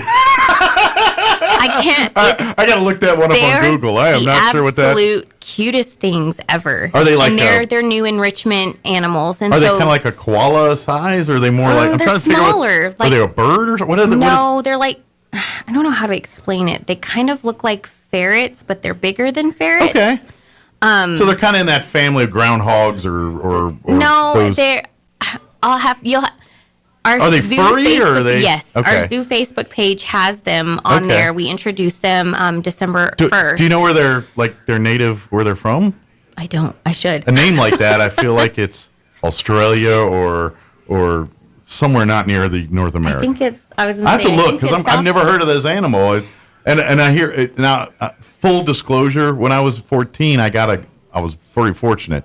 I got to go to Australia when I was in the Boy Scouts, and so I got exposed to a lot of Australian animals and things and songs and culture, and they always had like a song about a bird called the kookaburra bird. And so when I hear that, I hear that name, and that's where it draws me. So that's why I'm thinking, is this like some Australian bear, Tasmanian devil thing? Native to Central America and parts of South America. Okay.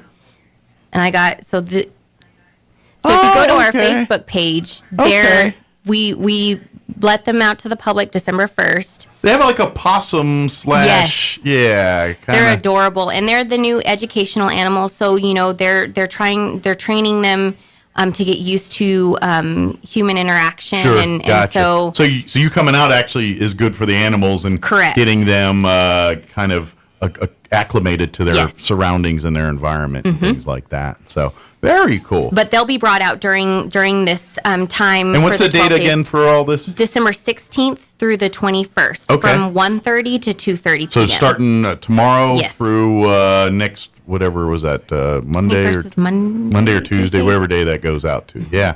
So come out and be a part and do and so if you want, especially if your kids love the animals or have that, maybe desires to maybe pursue veterinary careers or zookeeper careers and things like that, they're gonna, or if you're just people that love animals, which a lot of us are. In theory, you don't need kids to go see it. So if you're an adult, like I'd love to watch this, come on out and be a part of it. You know? Come and to be honest, if you're adults and you want to do more stuff like this, please, while you're there, talk to the Friends of the Zoo there, and they're always looking for more volunteers. And their thing is to kind of help with the projects and raising funds. And when you have the events like the Brew at the Zoo and things like that, that's all the Friends that do that. But they also do things like, behind the scenes with the zookeepers and get trying to help with overall, projects. improve the zoo. When they're working on like the bear project or Correct, enclosure, things like that. Friends of the Zoo are all part of that. So if you are an adult and love this stuff, the Friends would love to have you. So Yes, they definitely would, and they are looking. I do know that. So yeah, they're always looking for good volunteers and people to come be a part of it. So good deal. So so learn more when you're out the next couple days out at the zoo here, seeing the animals, doing their enrichment and all that good stuff. So. And they would love to have you. The animals, they enjoy. We've tried to keep up with photos from things that people have donated. It's something different for them, and for the community, being able to come out and watch and interact and engage with the animals is something different and learn a little bit fun. too. Yeah, exactly. Absolutely. So cool. Definitely. So these are some more ideas for you to do over this Christmas break here with your kids and family. Yes. Or out of town family. Yep. Good deal. What else we got? So, last but not least, our visitor center. So Fridays and Saturdays throughout the month of December, they've been doing free hot cocoa while supplies last. So they will be doing hot cocoa this weekend. And then, are they going to do it next weekend too, or supplies? Depend on supplies lasting. Yes. And they've had quite a few. Even though it's December, we've had quite a few tourists come through and enjoy. So they're doing also on top of the hot cocoa, they've got their December 16th through the 23rd. They've got 25% off all of their store merch. online and in great gift store. ideas for family and friends that love the Roswell flair or the Roswell. Exactly. We all have out of town friends and family that, especially people like me that aren't native here. Right. And so I explained to them about Roswell, and the whole, the spiel. We all live here, we know it. And so to kind of, give them a piece of that, you can go through the visitor center or go online through the store there and order some of the swag and some of the stuff is kind of exclusive to the holidays. Right. And so it's if you're a collector type and like limited edition stuff, then you might want to check it out because there's I know a lot of folks like during UFO Festival and stuff like to have the Make unique sure they get that, collectibles to each of those.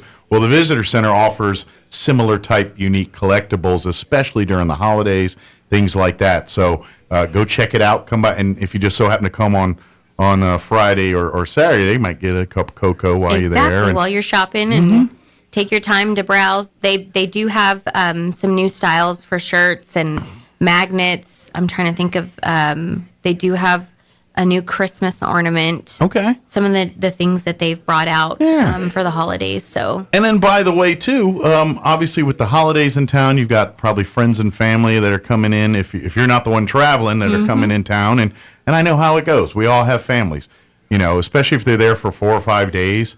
About day 2 or 3, you get a little like cabin fever, angsty, tired of looking at each other, and you're like, let's do something. Go to the visitor center and say, hey, I got my family in town. They've been to the museum. What else we got? What else can we do around here?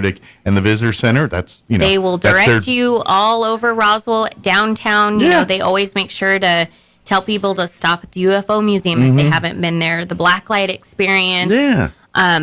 Everything that's downtown, the shopping. Yeah.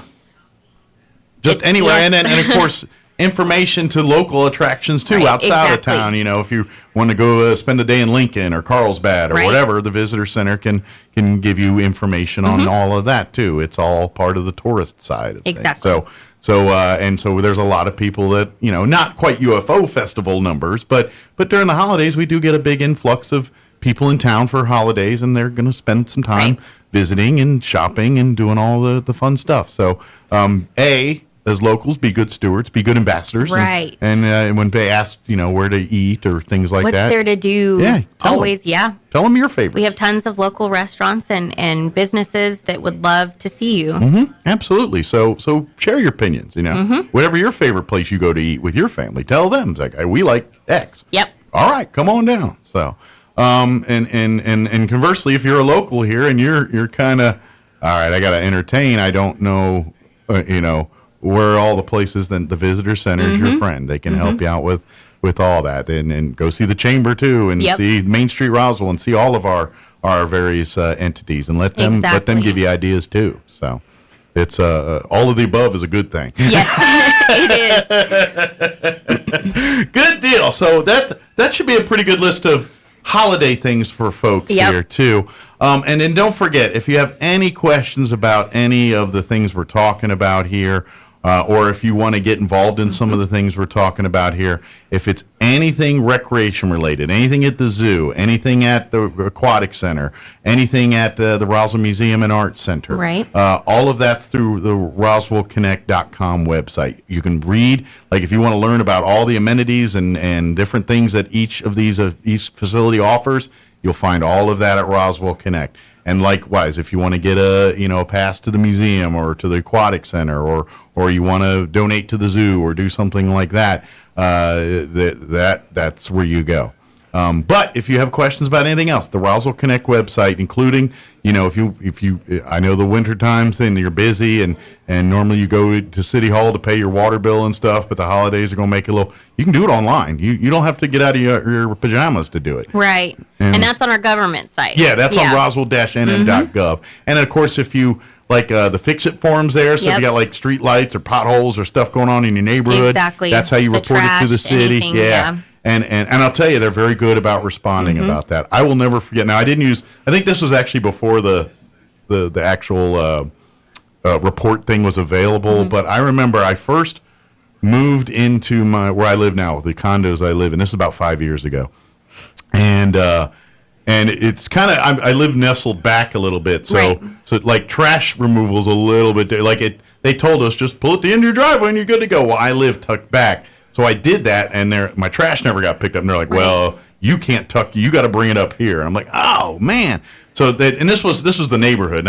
And so I messed up, but I needed the thing. And so I dragged it down there, called the city. Right. They came right out and did. They were very cool, I mean, easily they could have said, well, sorry you missed it. We'll catch you. Right, the next time. Yeah.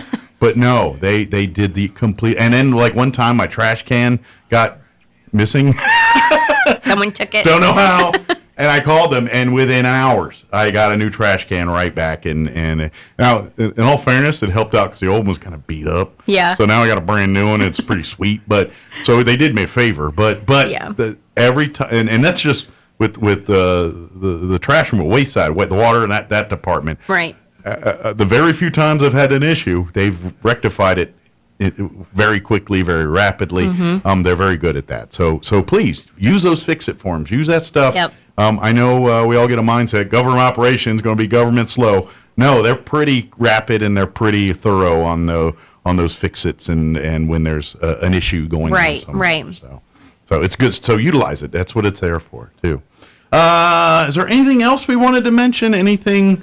No, I think honestly, just follow our social media pages, our city page. Our Parks and Recreation has a Facebook page. The zoo does. The museum. That's where you get your most updated and recent information blasted out all the time. Absolutely. So, those be sure to follow those pages. If you do, like, if you're a Facebooker or some of the other social medias, Instagram, like and follow the City of Roswell pages. The like I said, the tourism stuff, the government stuff, because that's you really like anything is going on, say, at the library. Right. Like, they always put it on the city. So if you're like, ooh, this is their Friday where they're showing the free movies and everything. I just remembered that. We talk about it here on the show, but sometimes there's a few Fridays between those, and life happens. People forget about it. But then if you like and follow the city, you start scrolling through, look at your food pics, and people complain about this and that. And then you're like, oh, dang, the library's got the thing going on today. Or, oh, this is the free Saturday at the museum. Oh, yeah, I need to do that, And so that it serves as a good little reminder for when life kind of muddies up your world and you forget things and all that stuff. So it's your friend. Yes. And then, of course, when there is issues or delays, like we're getting to a season where there's probably going to be some snow days and things. Anything government related as far as delays, closures, they first announce through those Facebook, social media pages. Yeah, and the holiday closures for City Hall and the different departments will be going up soon if they haven't already. So, be on the lookout for that. Absolutely. So it behooves of you to stay connected on some of this stuff. So, well, very good. Well, Sarah, as always, thank you for the visit. Thank you. Merry Christmas, Happy Holidays. Merry Christmas to you and your well. families and everyone there at the office there and everybody at the city and all that good stuff. And I guess I will talk to you guys in 2023. Exactly. Yeah. We'll be here. We'll all have grayer beard, except Sarah. Her beard will be short. I'm just kidding. We'll all look like the old man Winter at this point. Thank you, Sarah. Appreciate it. Thank you. All right, it is 8:45. Let us pause for local news. Your Kim Commando your Wall Street business update. Kim Commando was last hour. You can go back and listen if you want. And then a quick break to pay for my lunch. We'll be back. Don't go away. Now for a Pecos Valley news update, I'm Jared Cirillo. A traffic alert for you in Artesia today as the city is starting work for water main repairs and tie-ins on Ray Street and Mann Street from 20th to 24th. Apartments on 20th and Center will be affected, and the alleyways will also be closed off. Road closed signs and barriers will be posted today. And because of this work, residents in this area will likely experience low or no water pressure for much of today. If you have any questions, call 575-748-9821. The state of New Mexico is likely to inherit a new multi-billion-dollar financial windfall, largely from surging oil production and robust energy prices in the era of war between Ukraine and Russia. Economists told a panel of leading lawmakers on Monday. Economists from 4 state agencies revised their upward estimates of government income that are the basis for budget negotiations by lawmakers when the legislature convenes in January. You're up to date. I'm Jared Cirillo reporting. I'm meteorologist Steve Hamilton with your Pecos Valley weather. We have high pressure over the Four Corners and also over Arizona, and that'll be keeping things fair for our area through the upcoming weekend. Low 50s and sunshine today. We're in the mid-20s and maybe a few clouds for the overnight hours. A little bit cooler on Friday. 45 for the afternoon high and sunny. We're looking for upper 40s to low 50s and fair conditions for the weekend. I'm meteorologist Steve Hamilton, and that's your latest forecast. With the Wall Street Business Report, I'm Bill Alexander. Stocks ended lower in bumpy trading on Wall Street after the Federal Reserve raised its benchmark interest rate in its fight against inflation and signaled that more hikes lay ahead. As expected, the central bank raised its key short-term rate by 0.5 percentage point Wednesday, marking its 7th increase this year. The Fed also said it expected to raise rates higher over the coming few years than it had previously anticipated. More than half of U.S. adults say it's harder to afford the holiday gifts they want to give this year. 69% of them say they have seen higher prices for holiday gifts in recent months, up from 58% last year, according to a new poll from the Associated Press Nork Center for Public Affairs Research. General Motors is recalling more than 825,000 SUVs and cars in the United States and Canada because the daytime running lights may not turn off when the headlights are on. For the Wall Street Business Report, I'm Bill Alexander in Washington.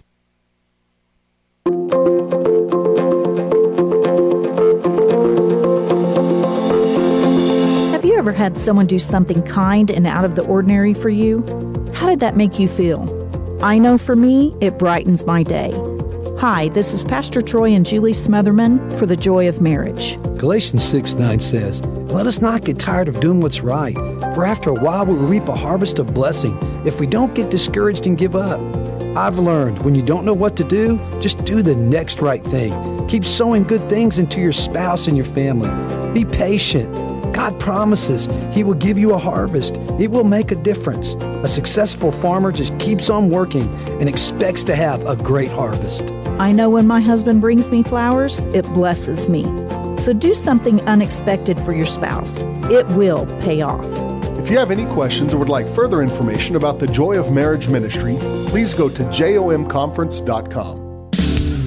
This is the owner of Trustmark Roofing, and nothing makes us happier than telling our customers no. As in, no pricing games. We give you a guaranteed price and then we stand by it. No surprises, no gotchas. No obscurity. We don't just tell you what's wrong with your roof. We record our inspections and show you. No lemons. We install premium roofing materials from top brands like Owens Corning. No shortcuts. We're in the 2% of roofers with the Owens Corning Preferred Contractor Certificate for our local area. This means we offer precision installation and the longest warranties. Want a beautiful new roof that's built to last? Choose Trustmark Roofing, the roofer that loves to tell our customers no. For an estimate, call us at 575-755-ROOF or find us online at trustmarkroofpros.com. Trustmark Roofing, we put people first. Edge Safety and Services LLC in Artesia, New Mexico has an immediate opening for a safety technician. Position requires a clean driving record and must be able to pass a drug and alcohol screen. Edge Safety offers great pay with IRA benefits and employer contribution towards health benefits. Please email resumes to edgecoding@yahoo.com or apply in person at 402 West Main Street inside the Edge Safety and Services facility. Edge Safety and Services LLC is an equal opportunity employer.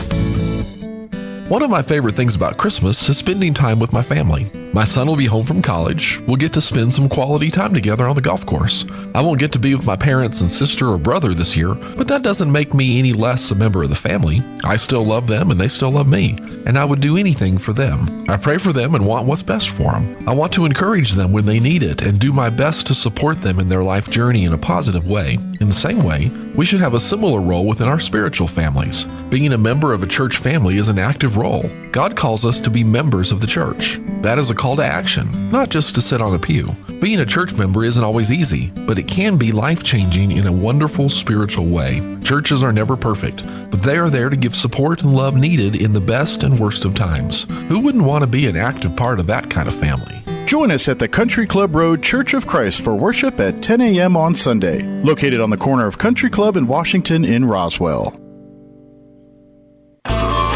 So you think drinking alcohol can't hurt you? it'll mess you up big time. Say adios to large chunks of your brain. Major damage is already being done. Other parts of your body are getting wrecked too. Forget about sports, forget about school, forget about doing much of anything. Underage drinking freaks out your body, messes up your life.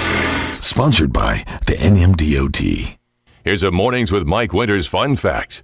The first toilet being flushed in a motion picture was in the movie Psycho. Mike thought it was Gone with the Wind. Here's Mike Winters. And good morning. It is 52 minutes after 8 o'clock. Got a few minutes here before we get you into the top of the hour. There we go. Now I got sound in my headphones. How nice is that? I had to hit the button there. It was sometimes you hit the button and the button goes to the button, but then it doesn't do all the button things it's supposed to do. And then I hit the button again and the button does the rest of the things the button's supposed to do. So I think that's what happened with the headphone button. Oh. Because I hit the on air, but I was flipping back and forth on my audio thing here, and I think I didn't, maybe it didn't quite fully feel the impression of the button I was hitting. I don't know. But once I hit it again, it all started working. You pushed the button, but the button pushed back. That's right. So I had to push more buttons. I see. To get the job done. So, happy Thursday. Yes, welcome to it. Oh, do want to invite people to do one act of random kindness here over the next couple days. Vitalant has blood drives, and you can donate blood. Yes, you can. And it is a great gift. Like, to give... Sorry. What? Sorry, here you go. Yeah. 2 liter, what's that? That's 2 liter of my blood. Yeah. You don't have to, you don't have to wrap it or do any of that. You carry me back to the car. they will handle all of that. Yeah. But matter of factly, today at Gateway Church, they've got a blood drive going on at 10 a.m. to 2 p.m. today in the Fellowship Hall. You might want to venture on over there, see if you can get in there and get an appointment, or call 575-840-8178 and see if you can get in on an appointment today to donate blood. If you cannot, no worries. On Tuesday, December 20th, Roswell Rotary will be hosting a blood drive at 400 North Pennsylvania. Is that Penn Plaza, I believe? They're going to be there doing doing the blood drive there from 11 to 4.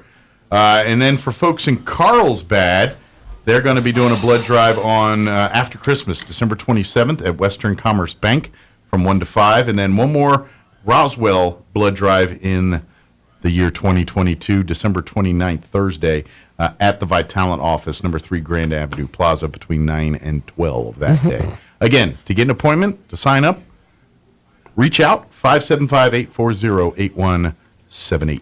Give the gift of blood. Yeah. That sweet vein gravy. See, and help. It's pretty, I like in the more, with technology and things. Like back in the day, you learn your blood type. Well, you still learn that, but they also do simple screenings and things. So like glucose and all that kind of stuff. Yeah. So if you haven't had those things checked, there's a free little thing for you there. And then, of course, too, I like that now in the technical world and all that, they send you email and stuff and saying, hey, your blood was used today to help save a life. Thank you very much. And that's kind of a little, hey, isn't that cool? Kind of a little thing to have Pop there. up. I've got something to say. We used your blood today.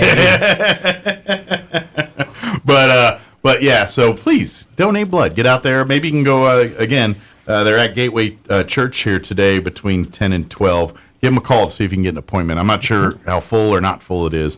575-840-8178. Very good. Also, tonight. Whoa. The Historical Society for Southeast New Mexico is having their Christmas lights drive-through event, and it doesn't take hardly any time out of your day, just maybe quick 5-10 minutes. Yeah. Come through, drive through between 5:30 and 6:30 p.m. this evening. We'll get underway at 5:30. You might want to get there close to 5:30 because the first 50 cars that drive through will get a special little gift swag bag. Yeah. And I know this to know that anytime Amy puts together gift bags, there's usually some pretty cool stuff in there. Yeah, there is. She kind of goes above and beyond to try to find things that you're like, even things you're like, I didn't realize I needed that, but here it is, and I like it. Right? and so the first 50 cars that go through will get one of those. Of course, we're going to have hot cocoa, and I believe there'll be music and stuff. The lights, of course, the Christmas lights. Selfies with Santa Claus. My job is to make sure Santa gets there. We'll do I think there's going to be a 50-50, so if you'd like to, gamble and help us out a little bit by purchasing a 50-50 ticket, I imagine they'll have me announce the winner on the show probably tomorrow, and we'll do all of that. But 5:30 at the Historical Society, 200 North Lee. Everything will get underway this evening. Come on out.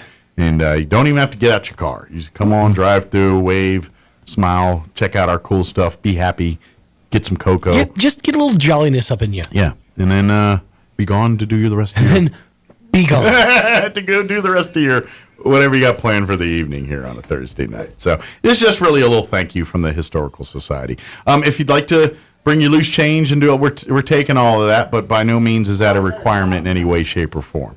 We're not trying to fleece you for money. We just want you to come out and say thank you to all the folks that supported. So we'd love to come through and check out our Christmas lights. Heck yeah. If you want to. It'd be a good time. I'd like to have you do that. Build a new tradition with your kids. I mean, it's. I've been trying to find new things we can do. Like we did the Christmas lights thing. Last night we actually we built gingerbread houses. Oh yeah, you were talking about that. That was fun, except for the fact that Dad is a disaster when it comes to gingerbread construction. Oh, I got his built, and for some reason I thought it would hold structural integrity when I picked it up to put the doorknob on, and it just fell apart in my hands. So, of course, the much more patient mother comes over and says, give it to me. I'll fix it. And so, side by side, Rhiannon's absolutely perfect. Hunters, you can tell the dad helped with it. Good. Well, now I'm curious. What was the ratio of candy to eating versus decorating? Like was it one M&M on the house? 1, 2, 3 in my mouth. How did that work? Most of it made it onto. There was a finite amount of candy, a very finite amount. Most of it made it onto the house itself, and it was also all hard candy. But here's the kicker: they gave my son's was a Minions one. Okay. And so the candies to decorate it were banana runts. Oh. You don't give me banana runts and expect me to not eat at least a few of them. I'm a fan of a runt. I'm a huge fan of runts in general. But banana runts were always my favorites. Yeah. I always liked, each individual one's fine, but with runts, I truly like the medley. I like to throw a banana and a grape and an orange and whatever other flavors they had, a lemon, I think. That was always the best handful candy. Yeah. You could just kind of toss that. Them and Nerds were just the best toss in your mouth candies. And they have a good suck factor, which means they linger around in your mouth for a good while, unless you're a savage and chew them up right away. But, don't do that. That's savage. So, all right, it is closing in on 9 o'clock. Dennis Kentide joining us from the District Attorney's Office next hour. We'll be back on the other side. Don't go away. Your home for Coast to Coast AM in Roswell, 106.5, Roswell's Talk FM, KEND, Roswell, New Mexico. News this hour from townhall.com. I'm Rich Thomason. A closely watched gauge of the economy's health has fallen sharply. Retail sales tumbled 0.6% from October to November. The steepest month-to-month drop in close to a year came at the start of the all-important Christmas shopping season. That news and the Fed's latest interest rate hike triggering a sell-off on Wall Street. Tornadoes have ushered in death and destruction, and the threat not over yet. In the south, tornadoes battered Louisiana from north to south. Storm chaser Michael Vinther spotted one in Caddo Parish. The trees and terrain were obscuring the parent tornado. So that tornado I was focused on was actually a satellite tornado. Patsy Andrews in Farmerville heard it. All we can hear was stuff breaking through our windows. She and her family had to crawl through the broken glass, but survived. We all grabbed each other. We jumped in the tub, and all we could do was just pray. To the north, blizzard conditions in the Great Plains. Forecasters expect the upper Midwest to be hit with ice, rain, and snow for days. I'm Ben Thomas. House Republicans, who insist they're committed to investigating the origins of COVID-19, say there's evidence it could be linked to China's biological weapons program. Wisconsin Congressman Mike Gallagher tapped to chair the Republicans' new China Select Committee. We believe firmly that if our foreign policy is built on a bipartisan foundation, if we can come together and identify where Democrats and Republicans agree, or at least in some areas where we agree when it comes to facing the greatest threat of our generation, that our foreign policy will be stronger. Gallagher speaking with the Salem Radio Network's Hugh Hewitt. After clearing the House, a stopgap spending bill now goes to the Senate, which is expected to take up that bill today. On Wall Street, the Dow is down 667 points, a loss of close to 2%. The Nasdaq off 287 points. More on these stories at townhall.com. Hi, I'm Al Abaroa, founder of Knight Strategic Wealth. Inflation is a problem, markets are volatile, and the risk of running out of money in retirement is real. That's why I love annuities, and you should too. Your financial advisor doesn't want you to know that with our annuity strategy, when the stock market goes up, you earn a market-linked return that locks in every year, and when the stock market goes down, your annuity won't lose a dime. There are no unnecessary fees, and it works for your investments, money at a brokerage firm, or even money at a bank. It's simple, it's safe, and you should only invest if you learn the facts, and that's why savvy investors work with us. Want to learn more? Text FREE to 833-898-0500, and we'll send our retirement readiness kit directly to your phone right now. If you want to use safe, low-fee annuities to build a retirement portfolio that will go up with the market and never lose money, get our retirement readiness kit today and see how this strategy can help secure your future. Text FREE to 833-898-0500. Text FREE to 833-898-0500. Up to 4 people are missing after a small boat carrying migrants across the English Channel from France to Britain capsized. The Coast Guards on both sides of the channel were involved in yesterday's response, which saw 39 people rescued. In a joint statement, Suella Braverman and Gérald Darmanin said the tragedy underlined the importance of working together more closely to prevent the crossings. A charity which offers support to migrants in Calais, Utopia 56, said it received a voice message yesterday morning from a man believed to be on the sinking boat. The charity said it tried to respond, but could not make contact. That's a BBC's Simon Jones. The European Central Bank has slowed the fast and furious pace of its interest rate increases aimed at fighting inflation, but not by much, as high energy prices, driven by Russia's invasion of Ukraine, ravage consumer finances and threaten a recession in Europe. News and analysis at townhall.com. Well, this time one of the good guys was packing heat. Police say a person with a gun shot and wounded a contract worker outside an Amazon delivery station in Arizona before a second worker who was armed fatally shot the suspect. Authorities said the second contract worker possibly stopped an active shooter situation Wednesday morning at the warehouse and delivery site in the Phoenix suburb of Chandler. Police say the shooting suspect wasn't an Amazon employee and had entered the grounds and shot the unarmed contracted worker multiple times before being fatally shot in the parking lot. Keith Peters reporting. More than half of U.S. adults say it's harder to afford holiday gifts this year. According to a new poll from the AP NORC Center for Public Affairs Research, 69% of them say they have seen higher prices for holiday gifts in recent months. That's up from 58% in a survey last year. More on these stories, townhall.com.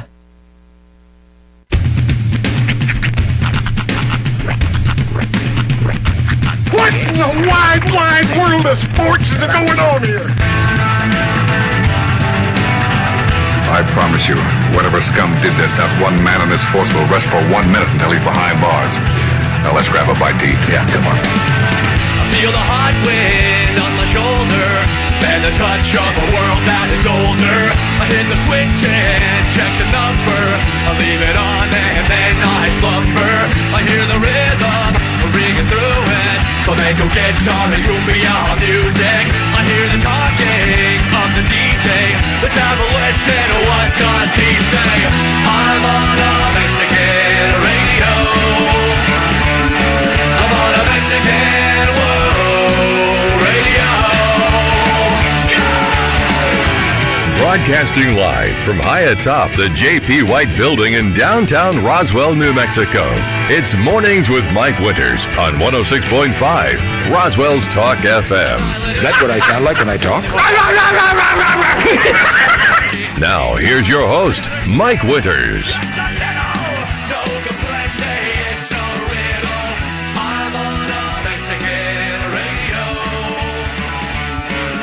And good Good morning. It is 6 minutes after 9 o'clock. Welcome to hour number 3. Tres Inviernos. Mornings with Mike Winters right here on 106.5 Roswell Talk FM. That was a great shot of me digging in my ear right there. I love that. I just happened to look up, and I forget the camera's on. I just do my thing, and I'm just singing and talking. And I was sitting here looking up, and I was talking. I looked up, and here's my finger. It's about a half inch deep in my ear.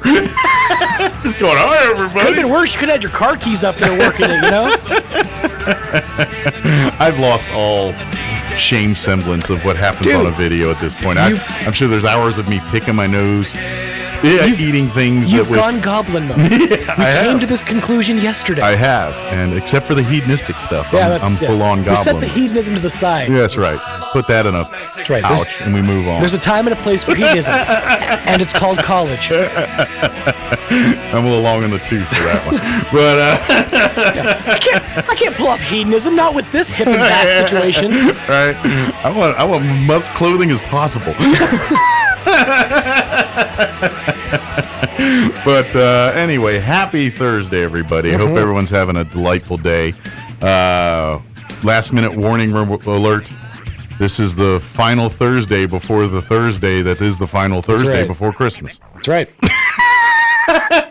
It is the December of our December. People are like, what? It's right, just trust me. But your point is you're running out of time. So, because really this is the last weekend. Next weekend, I mean, yes, there's going to be people shopping Saturday night and everything else because that's what we do. But in all fairness, there's not a lot of wrapping time. There's not a lot of, so this is the weekend to really scramble around like a chicken with your head cut off trying to get all that last minute stuff done. Because next week's everyone's going to be giving you plans all of a sudden. And you're going to lose things because they're like, oh, no, we're going to Aunt Susie's. You can't go shopping right now. We got to go meet this over here. Or, oh, don't forget, you got to get the kids this. I'm telling you, you're going to find out your time is gone. And so this weekend's your weekend to get it done. There's sage advice, trust me. There are certain things that you say that let me know who in this room has an anxiety disorder and who does not. Because you said that with such calmness in your voice.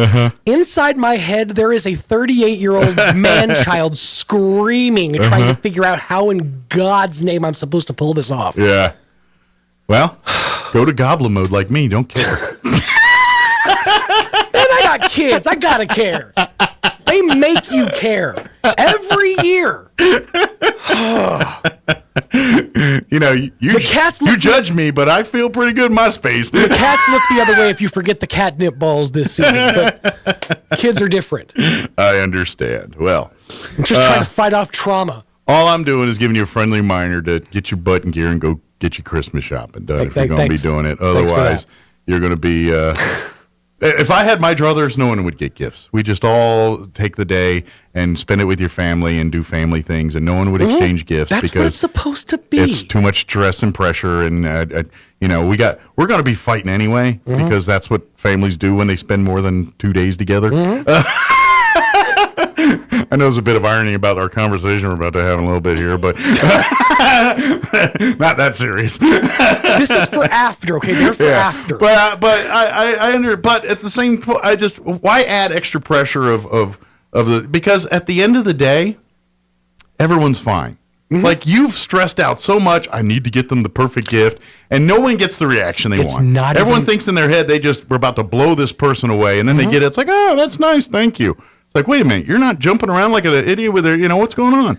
It's not even that. It's more, I'm looking at things through the lens of my childhood and my Christmases, and I'm trying desperately to not have them have those Christmases. He said, that's okay. If we just said, all right, keep it to the kids. If you're over 18, come to the adult table, but we ain't getting any gifts. Right. For the kids, that's fine. I mean, I don't know. I don't I'm getting soapboxy, but Christmas is not. This ain't supposed to be Christmas, and what we do now is not Christmas. Sorry, that's a result of Cabbage Patch Kids. And now the history proves it was the Cabbage Patch Kids. It was. It was indeed. Black Friday got resurged and all this stuff because of stupid Cabbage Patch Kids.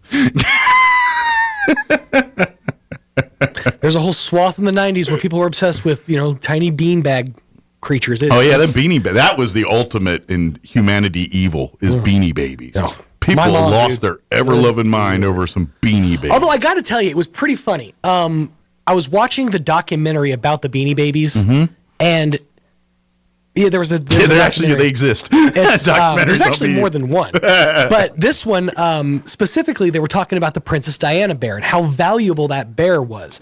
So my daughter, who was sitting next to me on the couch watching this, runs into her room and brings out a dirty, played with Princess Diana bear without the ear tag and all that. But that bear was worth like $4,000 in good condition. But that was 10 years ago.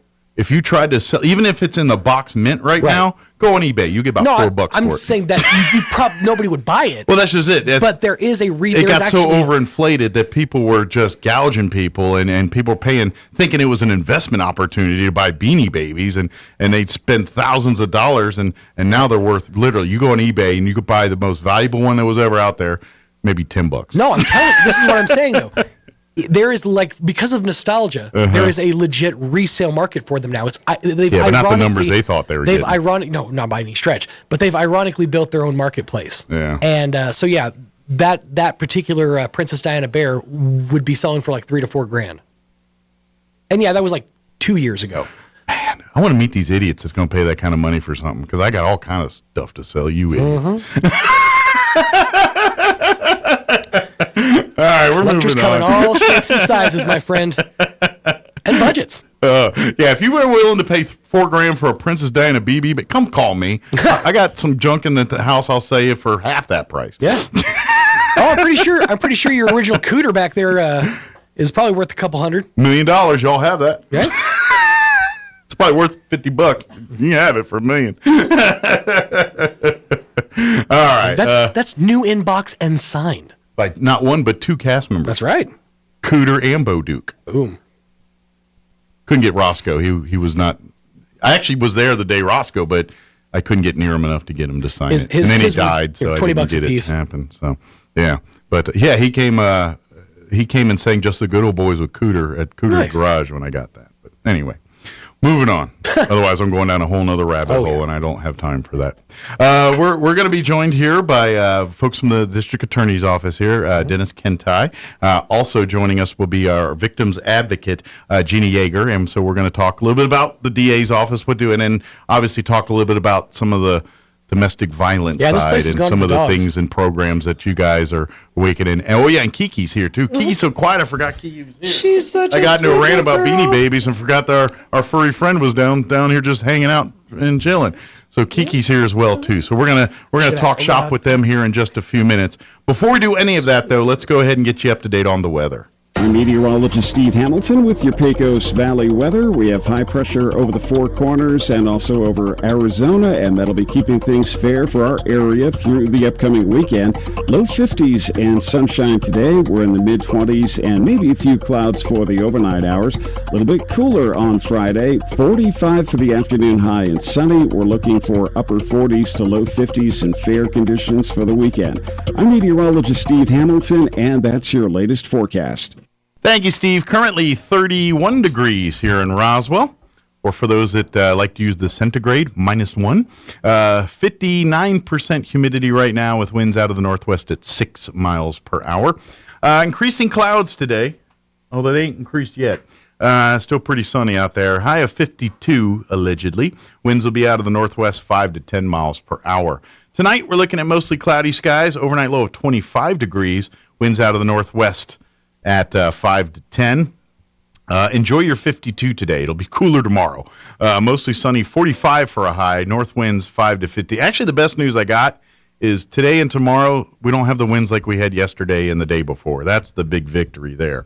But yes, Friday, 45. Friday night, clear skies, overnight low of 23. North winds at around 5. And then looking at the weekend, sunny and 48 for Saturday. South winds 5 to 10.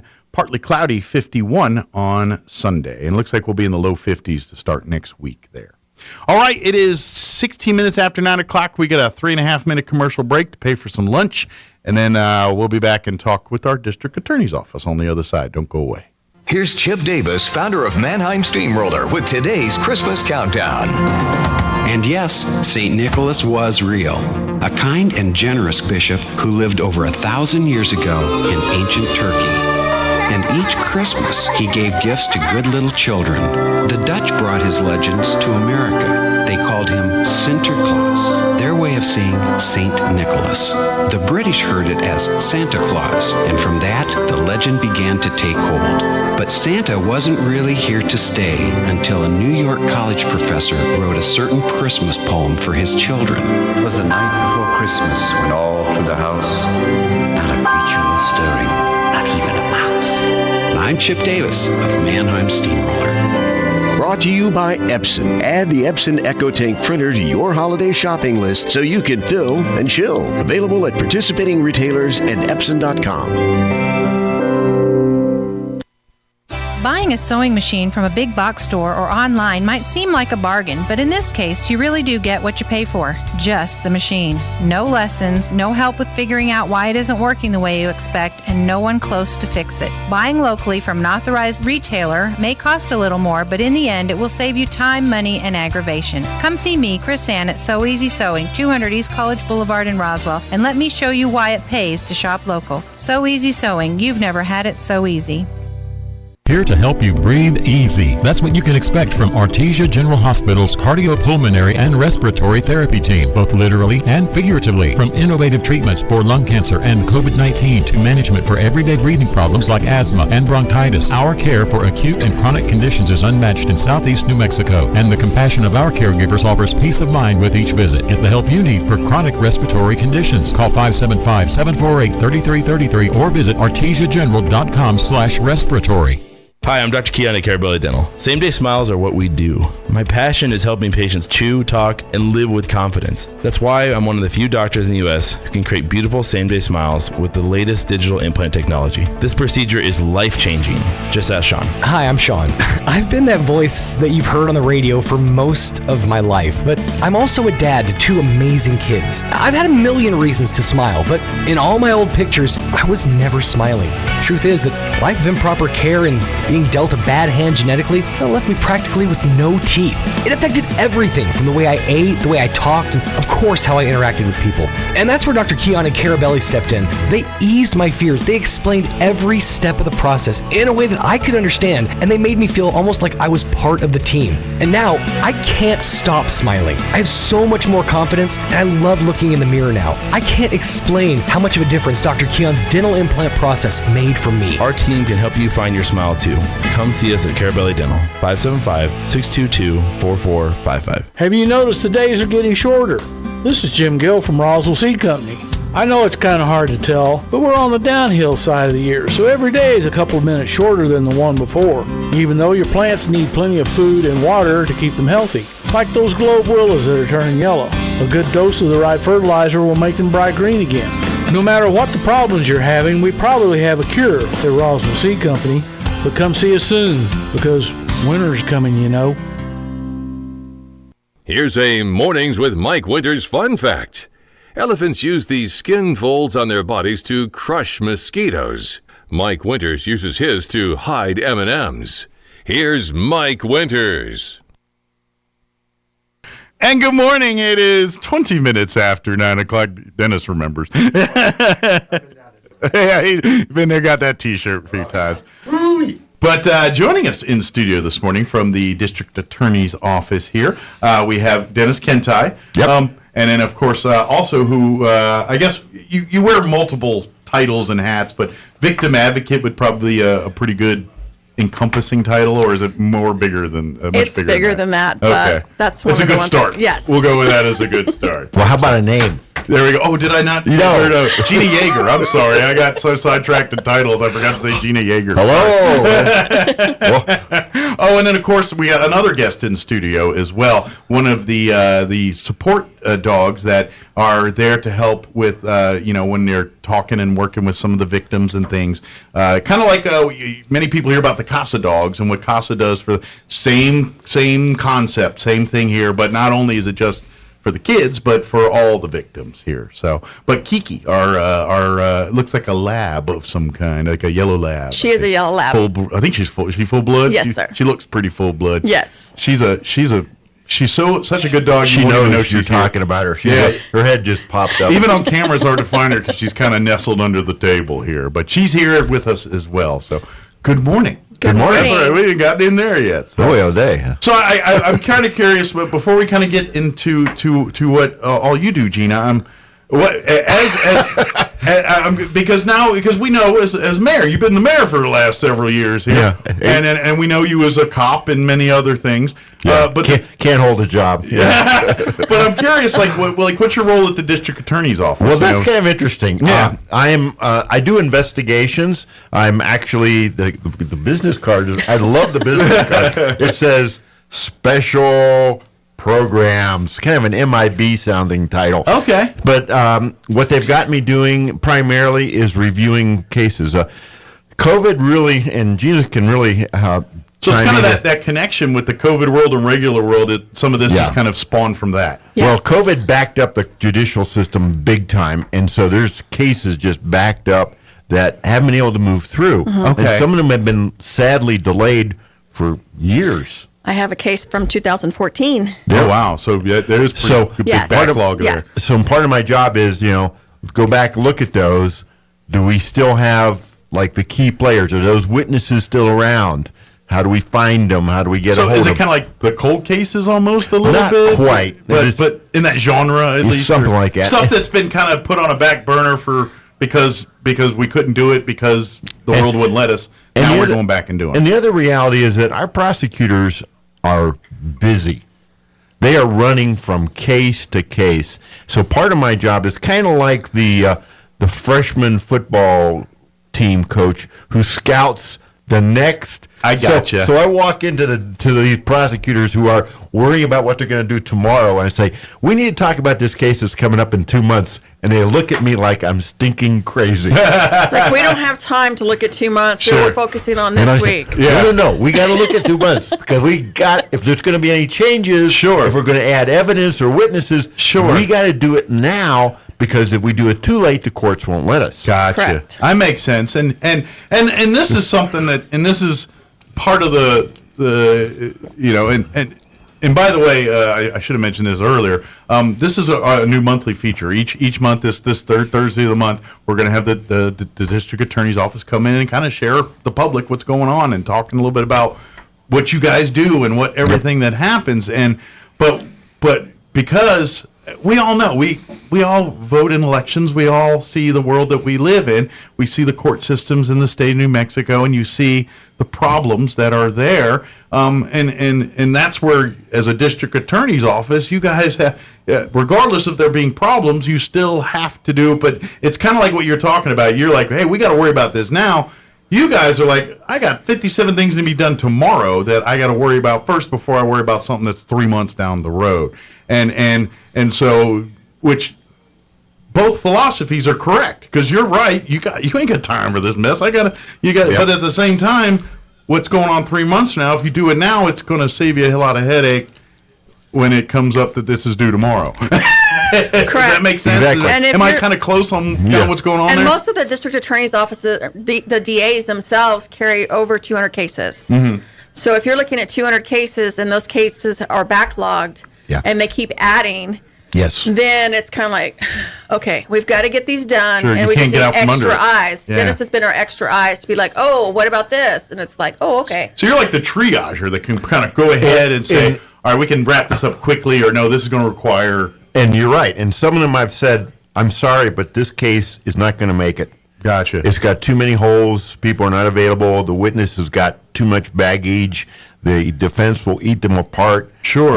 And, those, I don't get to make the final decision. Mm-hmm. Obviously, that's up to the attorneys. But you're the person that they look to gain the information on getting to make that decision. Isn't like haven't been doing this for a while. Exactly.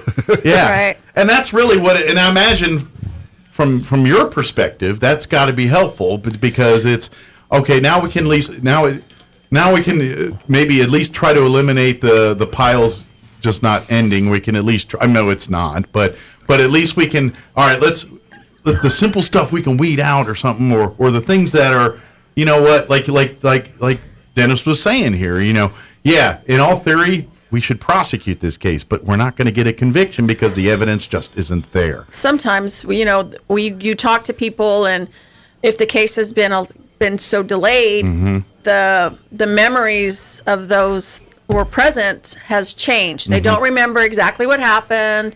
They're over it. They're done. They don't want to mess with it. Sure. My greatest philosophy is I meet the most amazing people at their worst times in their lives. Yeah. Gotcha. Yeah. And so our job is to try to help them, whether it be finding them some counseling, finding some anger management, family counseling, individual counseling, figuring out something that will keep those families together. Sure. That's what we want to do. Well, and I talked to the folks like from the Roswell Refuge and things like that are all the great agencies that support victims' rights and help victims, and abusers too, by the way. But I've heard enough of their stories and hear enough of the details of some of the things they deal with, which obviously you deal with the exact same stuff, just more on the legal level here. But there's domestic violence is all cycles. It's all, you know, odds are that people that are abusers were probably abused as kids and things like, and so a lot of what you guys do is part of breaking the cycle.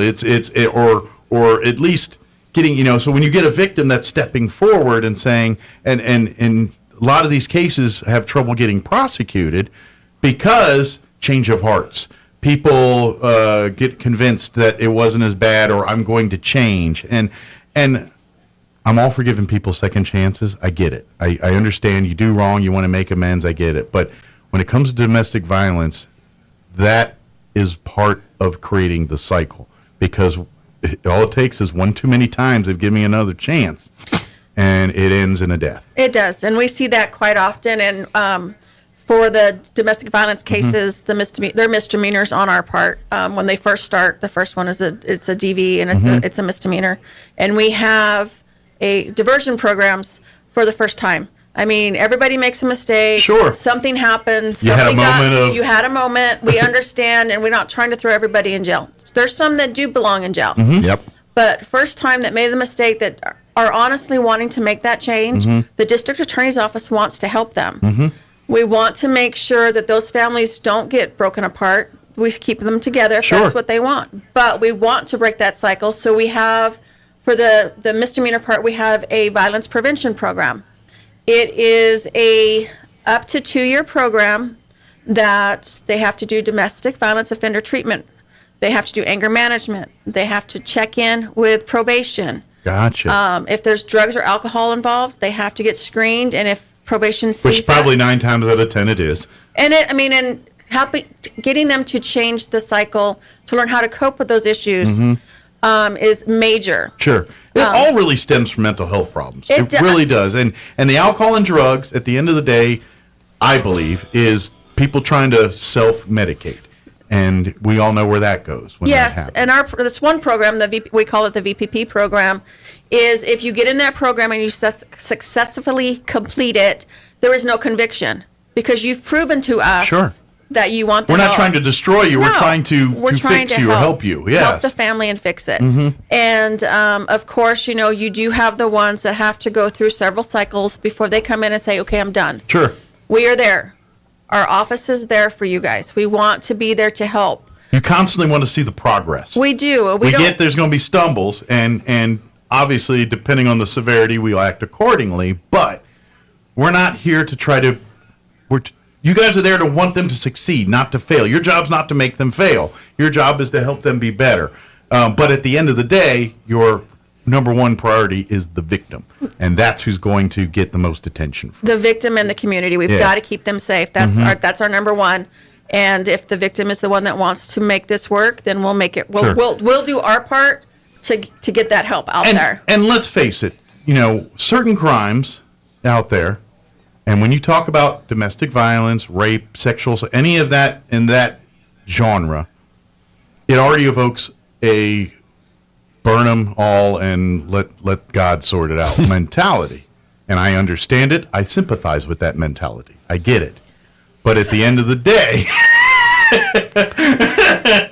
At the end of the day, legally we can't do that. Should we. It's not right to do that. I get vigilante justice. I get eye for an eye. I sympathize. I understand the sentiment, but in a civilized society, for it to function, we can't do that. No. And let's face it. As I said earlier, sometimes, not always, but sometimes the people that we quote unquote label as evil were the victims that just slipped through the cracks, so to speak, and are now. Yeah, but the challenge becomes once. I'm with you. I'm sympathetic up to the point where they start become the victimizer. Yes. And then it's a problem, and we need to do it. Then they take it on other people. I mean, this is. It gets to the point where it's. You're not going to fix it anymore. Mm-hmm. This is not going to have a happy ending. You have to save. It's like you're preserving as opposed to and that means somebody's got to go away for a while. Sure. I mean, this. To be honest with you, 40 years in law enforcement and working in the systems, the dogs are really an interesting and new phenomenon because they've been around for how long now? 2014 is what we start with when we started the program. I imagine it instantly de-escalates when. I mean, sure, it's not going to solve everything, but when people are on edge and then, a little bit nervous or a little bit apprehensive or a little defensive, the dogs can probably just kind of disarm people just a little bit enough to where we can get some work done. The DA's office is not known for, come in and we're going to hug you and love you and you're all welcome. Yeah. I mean, most people don't see us that way. Sure. But having the dogs has helped us be more open to the community. The dogs are icebreakers. There's a friendly face, no judgment. We love you. Oh, look, you're here. You're here to see me. Yay. They help us in the community when we go out to the schools, when we get called out. The dogs are always the ones that are just loved. Mm-hmm. Like I said, there's no judgment. The dogs don't care. Sure. And they've really helped us bring people in and know that we're actually human. Mm-hmm. Because when you hear the district attorney's office, it's kind of, government. Well, you're blah, already blah, blah. Got to be on the defensive. They're out to get me in some way, shape, or form. And well, if you're a bad egg, then you're probably not far off. But if it's, like you said, people make mistakes. People do things. Yes. And if this is a situation where we can, quote unquote, make it a teachable moment, so to speak, we'd rather do that than make it a punishable moment. But like Dennis was saying, some people have gone past that point of no return. And we don't, luckily we don't deal a lot with the defendants. We let their attorneys take care of that. Mm-hmm. Basically, we deal with the witnesses and the victims. Sure. And when they come in, it's like, I don't want to relive this. I don't want to do this. Yeah. But knowing that the dogs are there, they're like, oh, okay. Sure. I have somebody that's on my side that won't say anything or judge me. And I would imagine, too, when it comes to the person that's done the stuff here, the person we're accused here, I would imagine too. All that depends on, as far as involvement and what you as a DA, district attorney's office, what you want to pursue from this person. And a lot of that also reflects on how that person is handling the accusation. If they're not cooperative, they're not, showing remorse. Things you guys have no desire to want to try to be more helpful, whereas if they're fighting you tooth and nail, you're like, guess what? We're going to throw the book at you.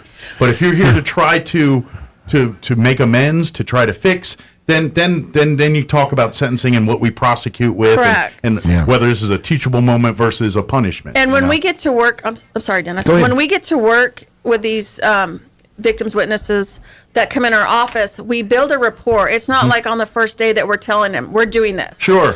First visit is we want to get to know you. We want to know your circumstances. We want you to fill in the puzzle for us because we're getting a report. You're the person that was there. Sure. Please tell us exactly what happened. So then the first visit is more of we just want to get to know you, and we build that rapport because you've got to build a rapport with people. Otherwise, you're not going to get that trust. Well, and I imagine a lot of, because especially if you're dealing with domestic violence that's not new. There was a lot of indicators earlier. We're past those. We're at a farther along on this here. When you get to that point, this is where it gets tough for you guys because the victims, they're dealing with mental health, and anybody that's a victim of domestic violence, there's certain things, certain reactions that you physically and emotionally and mentally do to protect yourself. You build walls. You don't trust. You don't come forth with things. You just internalize everything, and sometimes you have to break through all that to get them to admit to all the things that have happened to them. And because unfortunately, without that testimony, without that information, it's really hard to prosecute the abuser here. Well, and most of the time when they come in the first time, it's like, well, it was an accident. This shouldn't have happened. I mean, we have people that won't prosecute, which we understand. What we do is we tell them, okay, please call the police if there's something that happens. We're always here. You give them the warning. It's We're like, look, always here. Based on our experience, this doesn't go away after one time if it's truly, I hope we're wrong. Yes, but we the always say moment that. anything smells funny, give us a call, because if you wait till it gets too big, it just might be too late. And that's the one thing. We just don't want it to get to a homicide. We don't want it there. We want to make sure, We like can I walk said, back some things, but we can't there's walk some back things. a death. No. Do not do it. And then you have too many kids that are left with no parents. Yeah, absolutely. One of the things that I've seen here is, and it's really heartbreaking, and that Gina and her team work with, is delayed notification sexual abuse. In other words, something happened 5, 7, 10 years ago. Gotcha. And it's coming up. Now, candidly, those are tough cases to make. You don't have physical evidence anymore. There's no DNA. Too many people watch CSI. It's all he said, she said, and then testimony. Our job as the investigators, both police and the DA's office, is to try and find a corroboration. Okay, they said this happened, and bam, how do we prove it? Who else was there? Whatever. Sure. But they're dealing with young women, usually, who, as a child, were sexually exploited. And that is, they're the walking wounded, for want of a better term. I mean, even if they think they come out unscathed on that, they didn't. Well, and there's a lot of, like you were talking about, you put your walls up, you protect yourself. But most people don't want to talk about what happened to them. Sure. Would you like to talk to 12 people about your last sexual experience? Exactly. No. Of course Strangers? not. Okay. Yeah, I don't want to talk to my friends about it. I know. So, it's just something that we have to think about. Yeah. Because a lot of people don't think about that. Sure. I mean, I wouldn't either. Yeah. I wouldn't. It's just subjects you don't breach with people. And you're talking about a young child, a young teenager that's just kept it and dealt with it. Sure. And now all of a sudden you're saying you have to tell, and you have to tell it to strangers. I'm kind of curious, and I'm not trying to. Please don't take this as I'm trying to trivialize anything, because we live in a world where it's there's the he said, she said, two sides to every story. Obviously, taking domestic violence very serious, and whenever victims come forward and things like that. But do you guys come across the radar where you're like, okay, maybe this victim's not a victim? I mean, is that common? And what I mean by that is, and I'm not trying to, because I don't want to trivialize anybody's experience, but I know there are some bad people that want to get revenge on people, and they will lie and destroy their lives just to get that. I mean, does that even remotely happen as That's often as very people think it does? uncommon to come to our office because of the investigation before. Sure. The officers and the deputies and state police that are in this, they do a great job when they bring stuff to us. So if they have any questions, we sit together and we have a conversation about, this is what we're thinking, this is what we're showing, and then of course our investigators recheck everything. Sure. And then our DAs talk about the case. So before we prosecute, I mean, we look at everything before we try to slam somebody. Odds are, if there's something don't smell right or with the story, it usually gets vetted out, usually before it gets to you. But if it does, early on, then there's enough people with eyeballs on it that are pretty good at seeing legitimate issues versus something that sounds like somebody made up. Of course, because we bring in the witnesses and the alleged victim, the person that's reported, and they tell us their story. Sure. And if it doesn't match, we have to go back and look. And we have to review. Well, and I imagine, not to put another comparison, but it's almost that stolen valor mindset where people that served in the military that did things, people that actually did it, there's a certain mindset about it.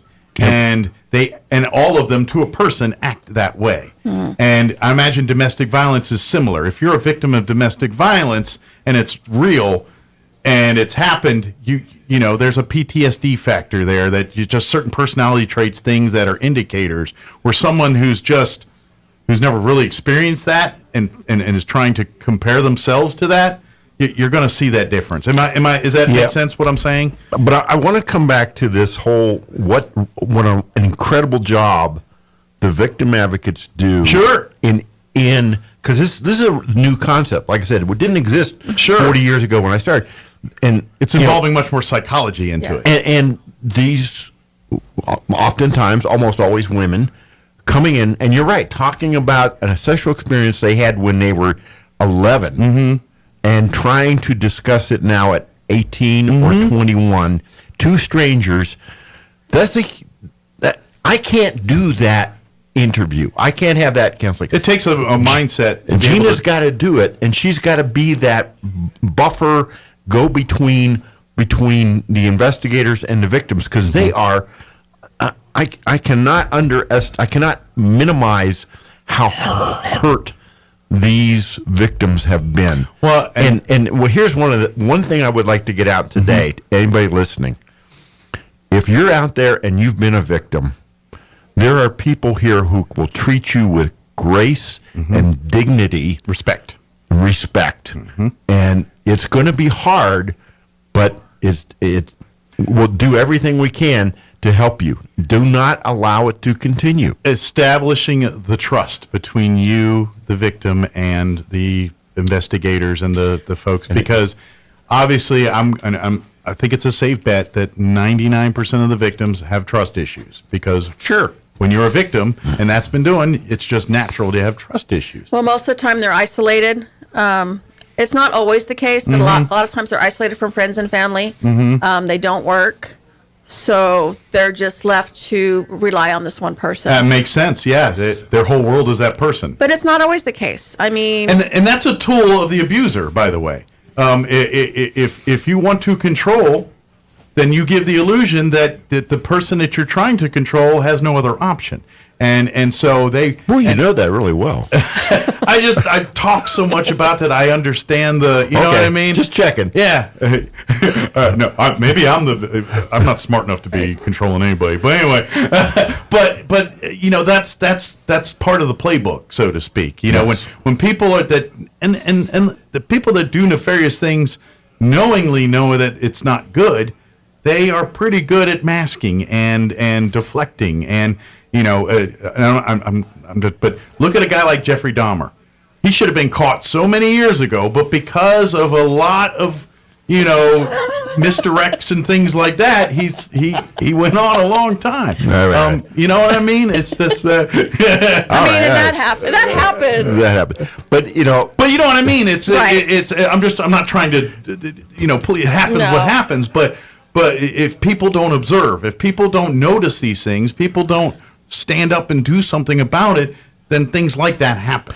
And that's what you guys are trying to avoid. Right. And with the really talking with people and treating people in a manner that, and trying to take what is an investigation, but trying to put it in an environment that doesn't feel like an investigation, that's hard, but it's also, you're seeing great results because now people are willing to open up. Correct. People are willing to share their stories. Yes, as opposed to keep it silent. And this is where the to me I'm finding it so intriguing. The whole concept of this creature now, the dog, and Dennis is old school. Yeah, I'm old school. Ain't nothing wrong with that. But I've seen here where these victims come in, and Gina's talking about that breaking down, and you mentioned there's no trust. The dog is the first step to creating that trust. And then think about it, because I think human nature is, well, if the dog likes them, they must have some good quality. Correct. You know what I mean? And that's a sniff test for humans. Right. You know? I mean, and the dogs, dogs are one of our amazing tools that we have at the district attorney's office. And we're always looking to make it better for people when they come in, that it's not so scary. I mean, it is going to be scary. It is going, because it's your life. Yeah. But we want to let everybody know that we're here. We're not trying to throw everybody in jail. Yes, the ones that need to go need to go. Sure. Yeah. Of course. But the ones that just need just that help. Sure. To figure out which way I need to go, what do I need to do to make my family Well, happier. those are your best advocates Yes. for on the other. When they, in essence, did the bad thing, and they see the error. Those are usually the ones that pay it forward, and the advocates for the victims of which they were abusing earlier. Now, one of the things that to me is what's very intriguing is the courtroom. Now, like I said, doing this for a very long time, and I've been on the witness stand, and I can assure you, being cross-examined is an unpleasant experience. But I'm an old pro, and I can go in there and I can deal with it. I know what the defense attorney is going to do. I know what his objective is, and they're doing their job. The unknown is not a variable for you. Yeah, they know it. But you end up, this is the first time this victim has ever, and Gina's talking about telling 12 strangers, and they can have a friend with them. Yeah, we have the program where they, of course the children, but other victims too, if they really need support.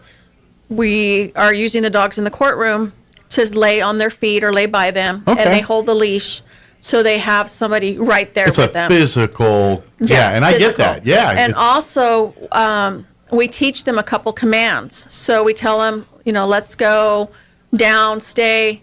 They have control of the leash. It's the first time in their life they've had control in so long that they stand a little taller. They're like, oh, I've got this. It makes complete sense. It makes such a difference. And so Wouldn't we're think seeing about that. it, but the moment you say it, you're like, well, yeah. So we're learning that, and it's been a great help for not only the advocates, the attorneys, the victims, defense attorneys. They actually get the truth, not sit there twiddling, and they actually get the story out. Sure. Maybe not so much for the defense attorneys, but for the DA's office, it's great. Sure. We get justice. We get the truth. That's what we want. And Katie's agreeing with me. But the dogs have been amazing in helping us through the justice system, helping these people in our community. Yeah. It brings familiarity and comfort to what can be an uncomfortable environment for somebody, and anytime you can do that, that's a good thing. And anytime that something as simple as having a dog hanging out with you is the key to making someone comfortable enough to share their experience, then that's a home run out of the park right there, and easy. I mean, you could come up with the most convoluted programs out there, but at the end of the day, it ain't going to beat a dog hanging out with a person for 5 minutes and make them feel better. That's that.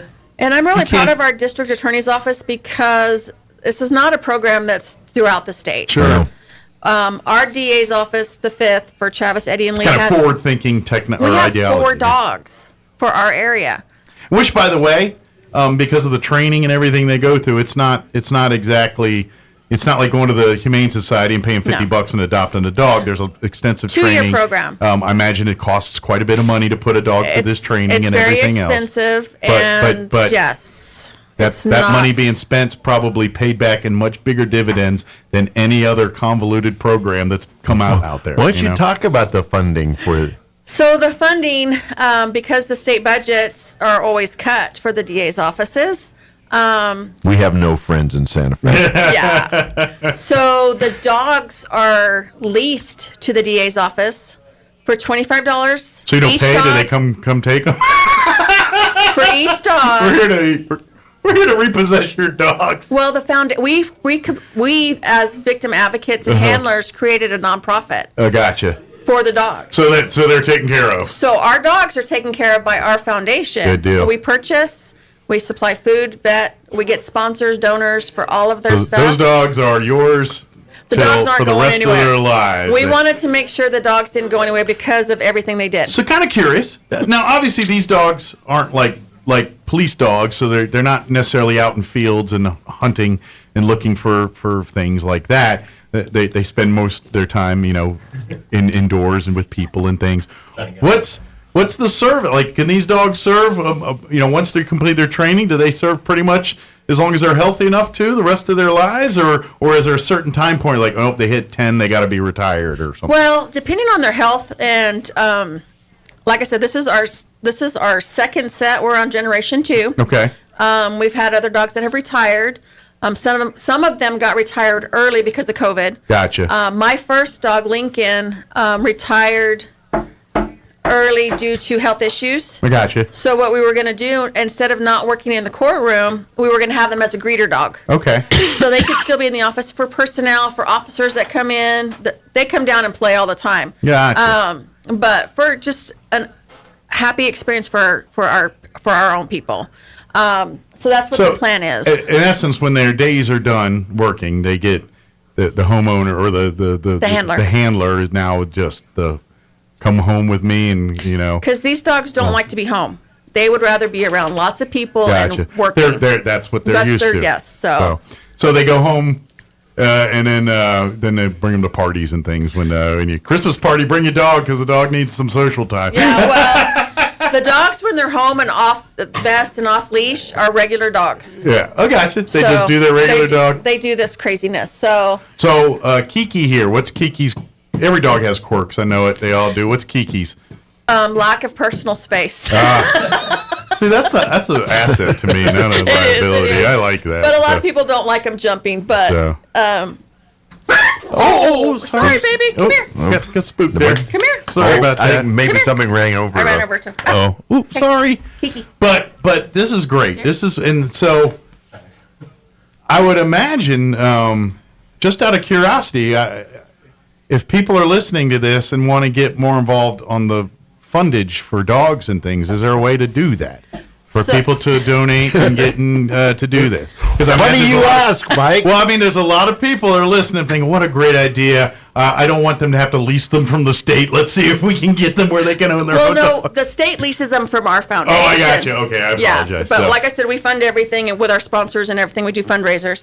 So our nonprofit, of course, is 5th DA Dogs, Court Facility Dogs. It's a 501.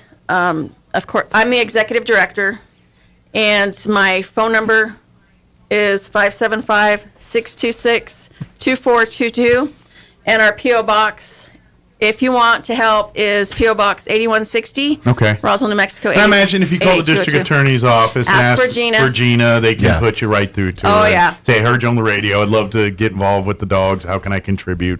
Can I pet them? Yeah.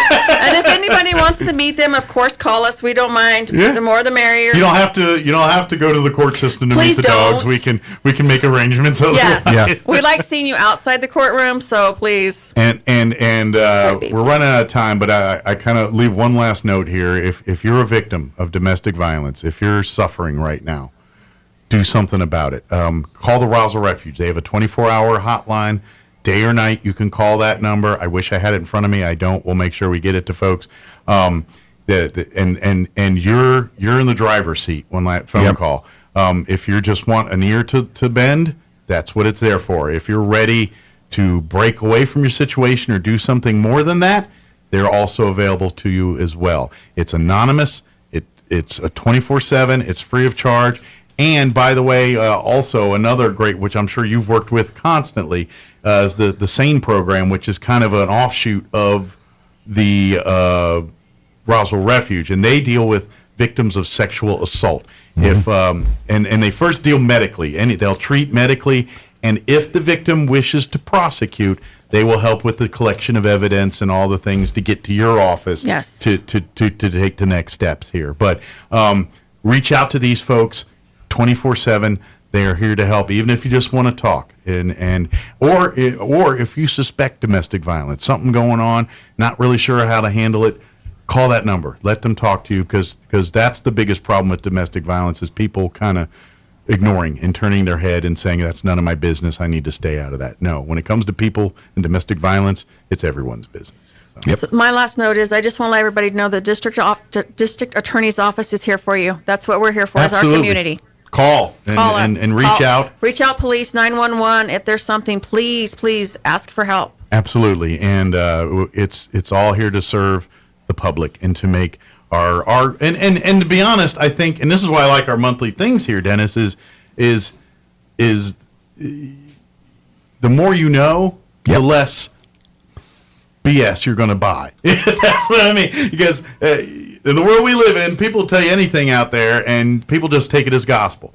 And then labels, you hear district attorney, oh, they're the bad guys, or, and I'm like, well, see from their perspective, and you'll be like, dang, all right, they make a lot more sense. This is and so I think I love this because we're going to see the district attorney's perspective and see what you guys deal with every day. Now, with Gina's help, I'm going to get Diana Luce, the district attorney, here soon. Okay. Hopefully next month. All right. We'll work on her. Perfect. Depending on trials. Yeah, because and you might need to bring a dog in for a little bonus incentive. Because Diana Luce is a prosecuting district attorney. There are a lot of district attorneys that she does trials. Sure. She's in the courtroom. She's serving as a lawyer, as an attorney. And she's trying to run the office. Yeah, she comes in and she eats her lunch in the office. She has her own caseload of cases she's working on. Yes, Not she just does. delegating cases to other attorneys. She does have a caseload. Yeah, which is I crazy. imagine just because of the world we live in, she probably because and she takes the heavy hits. Yeah, and she'll do the homicide. Well, that's a leader. Leaders like if I'm not, I won't give to my people something I won't do myself, and that's which is a good characteristic of a leader. Yes. Very good. Well, thank you guys for coming in. Appreciate the work you guys do, and thank you for sharing, and thank you for bringing Kiki along. And thank you. And we look forward to more conversations here, and who knows, maybe one day we're domestic violence things will be much less. And I would love to be out of a job. Hey, to a point where I could actually retire. Really retire? Where you guys are like, I don't know how to do that. All my cases are good for this week. What do you mean? I'm caught up. Right. Huh? I mean, that would be amazing. Yes. So, good deal. Well, thank you guys, and we'll see you next time. And Merry Christmas. If I don't see you all before then. Merry Christmas. Merry Christmas. All right, it is 7:58. Quick break before they make me leave the airwaves. So we'll be back. Don't go away. Well, kind of. This is the owner of Trustmark Roofing, and nothing makes us happier than telling our customers no. As in, no pricing games. We give you a guaranteed price, and then we stand by it. No surprises, no gotchas. No obscurity. We don't just tell you what's wrong with your roof. We record our inspections and show you. No lemons. We install premium roofing materials from top brands like Owens Corning. No shortcuts. We're in the 2% of roofers with the Owens Corning Preferred Contractor Certificate for our local area. This means we offer precision installation and the longest warranties. Want a beautiful new roof that's built to last? Choose Trustmark Roofing, the roofer that loves to tell our customers no. For an estimate, call us at 575-755-ROOF or find us online at trustmarkroofpros.com. Trustmark Roofing, we put people first. How about a fresh, healthy glow this new year? Put your best face forward and meet all your skincare goals with Dr. Cometti at Roswell Skin Center. Build confidence and enjoy the skin you're in. Treat yourself to a facial, chemical peel, Botox, fillers, or laser treatments. Loyalty membership gets you $50 off your first treatment. Learn more at roswellskin.com. Sure, you can inspect your own roof, get out that rickety ladder, crawl around up there and try to spot the problem until... Or you can call the experts at Do Right Roofing. Do Right Roofing has quality products for any type of roof. They can even install seamless gutters. Do Right Roofing will inspect your roof and give you a free estimate fast. Keep your feet on the ground. Call Do Right Roofing today. 575-623-2273. Let Do Right do your roof right. Find them fast in names and numbers. Here's a Mornings with Mike Winters News fun this fact. hour from townhall.com. I'm Jason Walker. Government says retail sales falling 0.6% from November to December after a sharp rise the previous month. Sales falling at furniture, electronics, and home and garden stores. Bloodshed in the community of Bay St. Louis, Mississippi. 2 police officers have been shot and killed. At least one other person is known to have been killed. Rough weather continuing in the deep south. In Louisiana, 3 people are dead from tornadoes. Union Parish Sheriff Dusty Gates says there were dozens of injuries but no deaths when a twister hit an apartment complex. I would say it is definitely a miracle that God had his hand on these people because with the amount of damage here, very possible somebody should have been killed doing this. Also, a town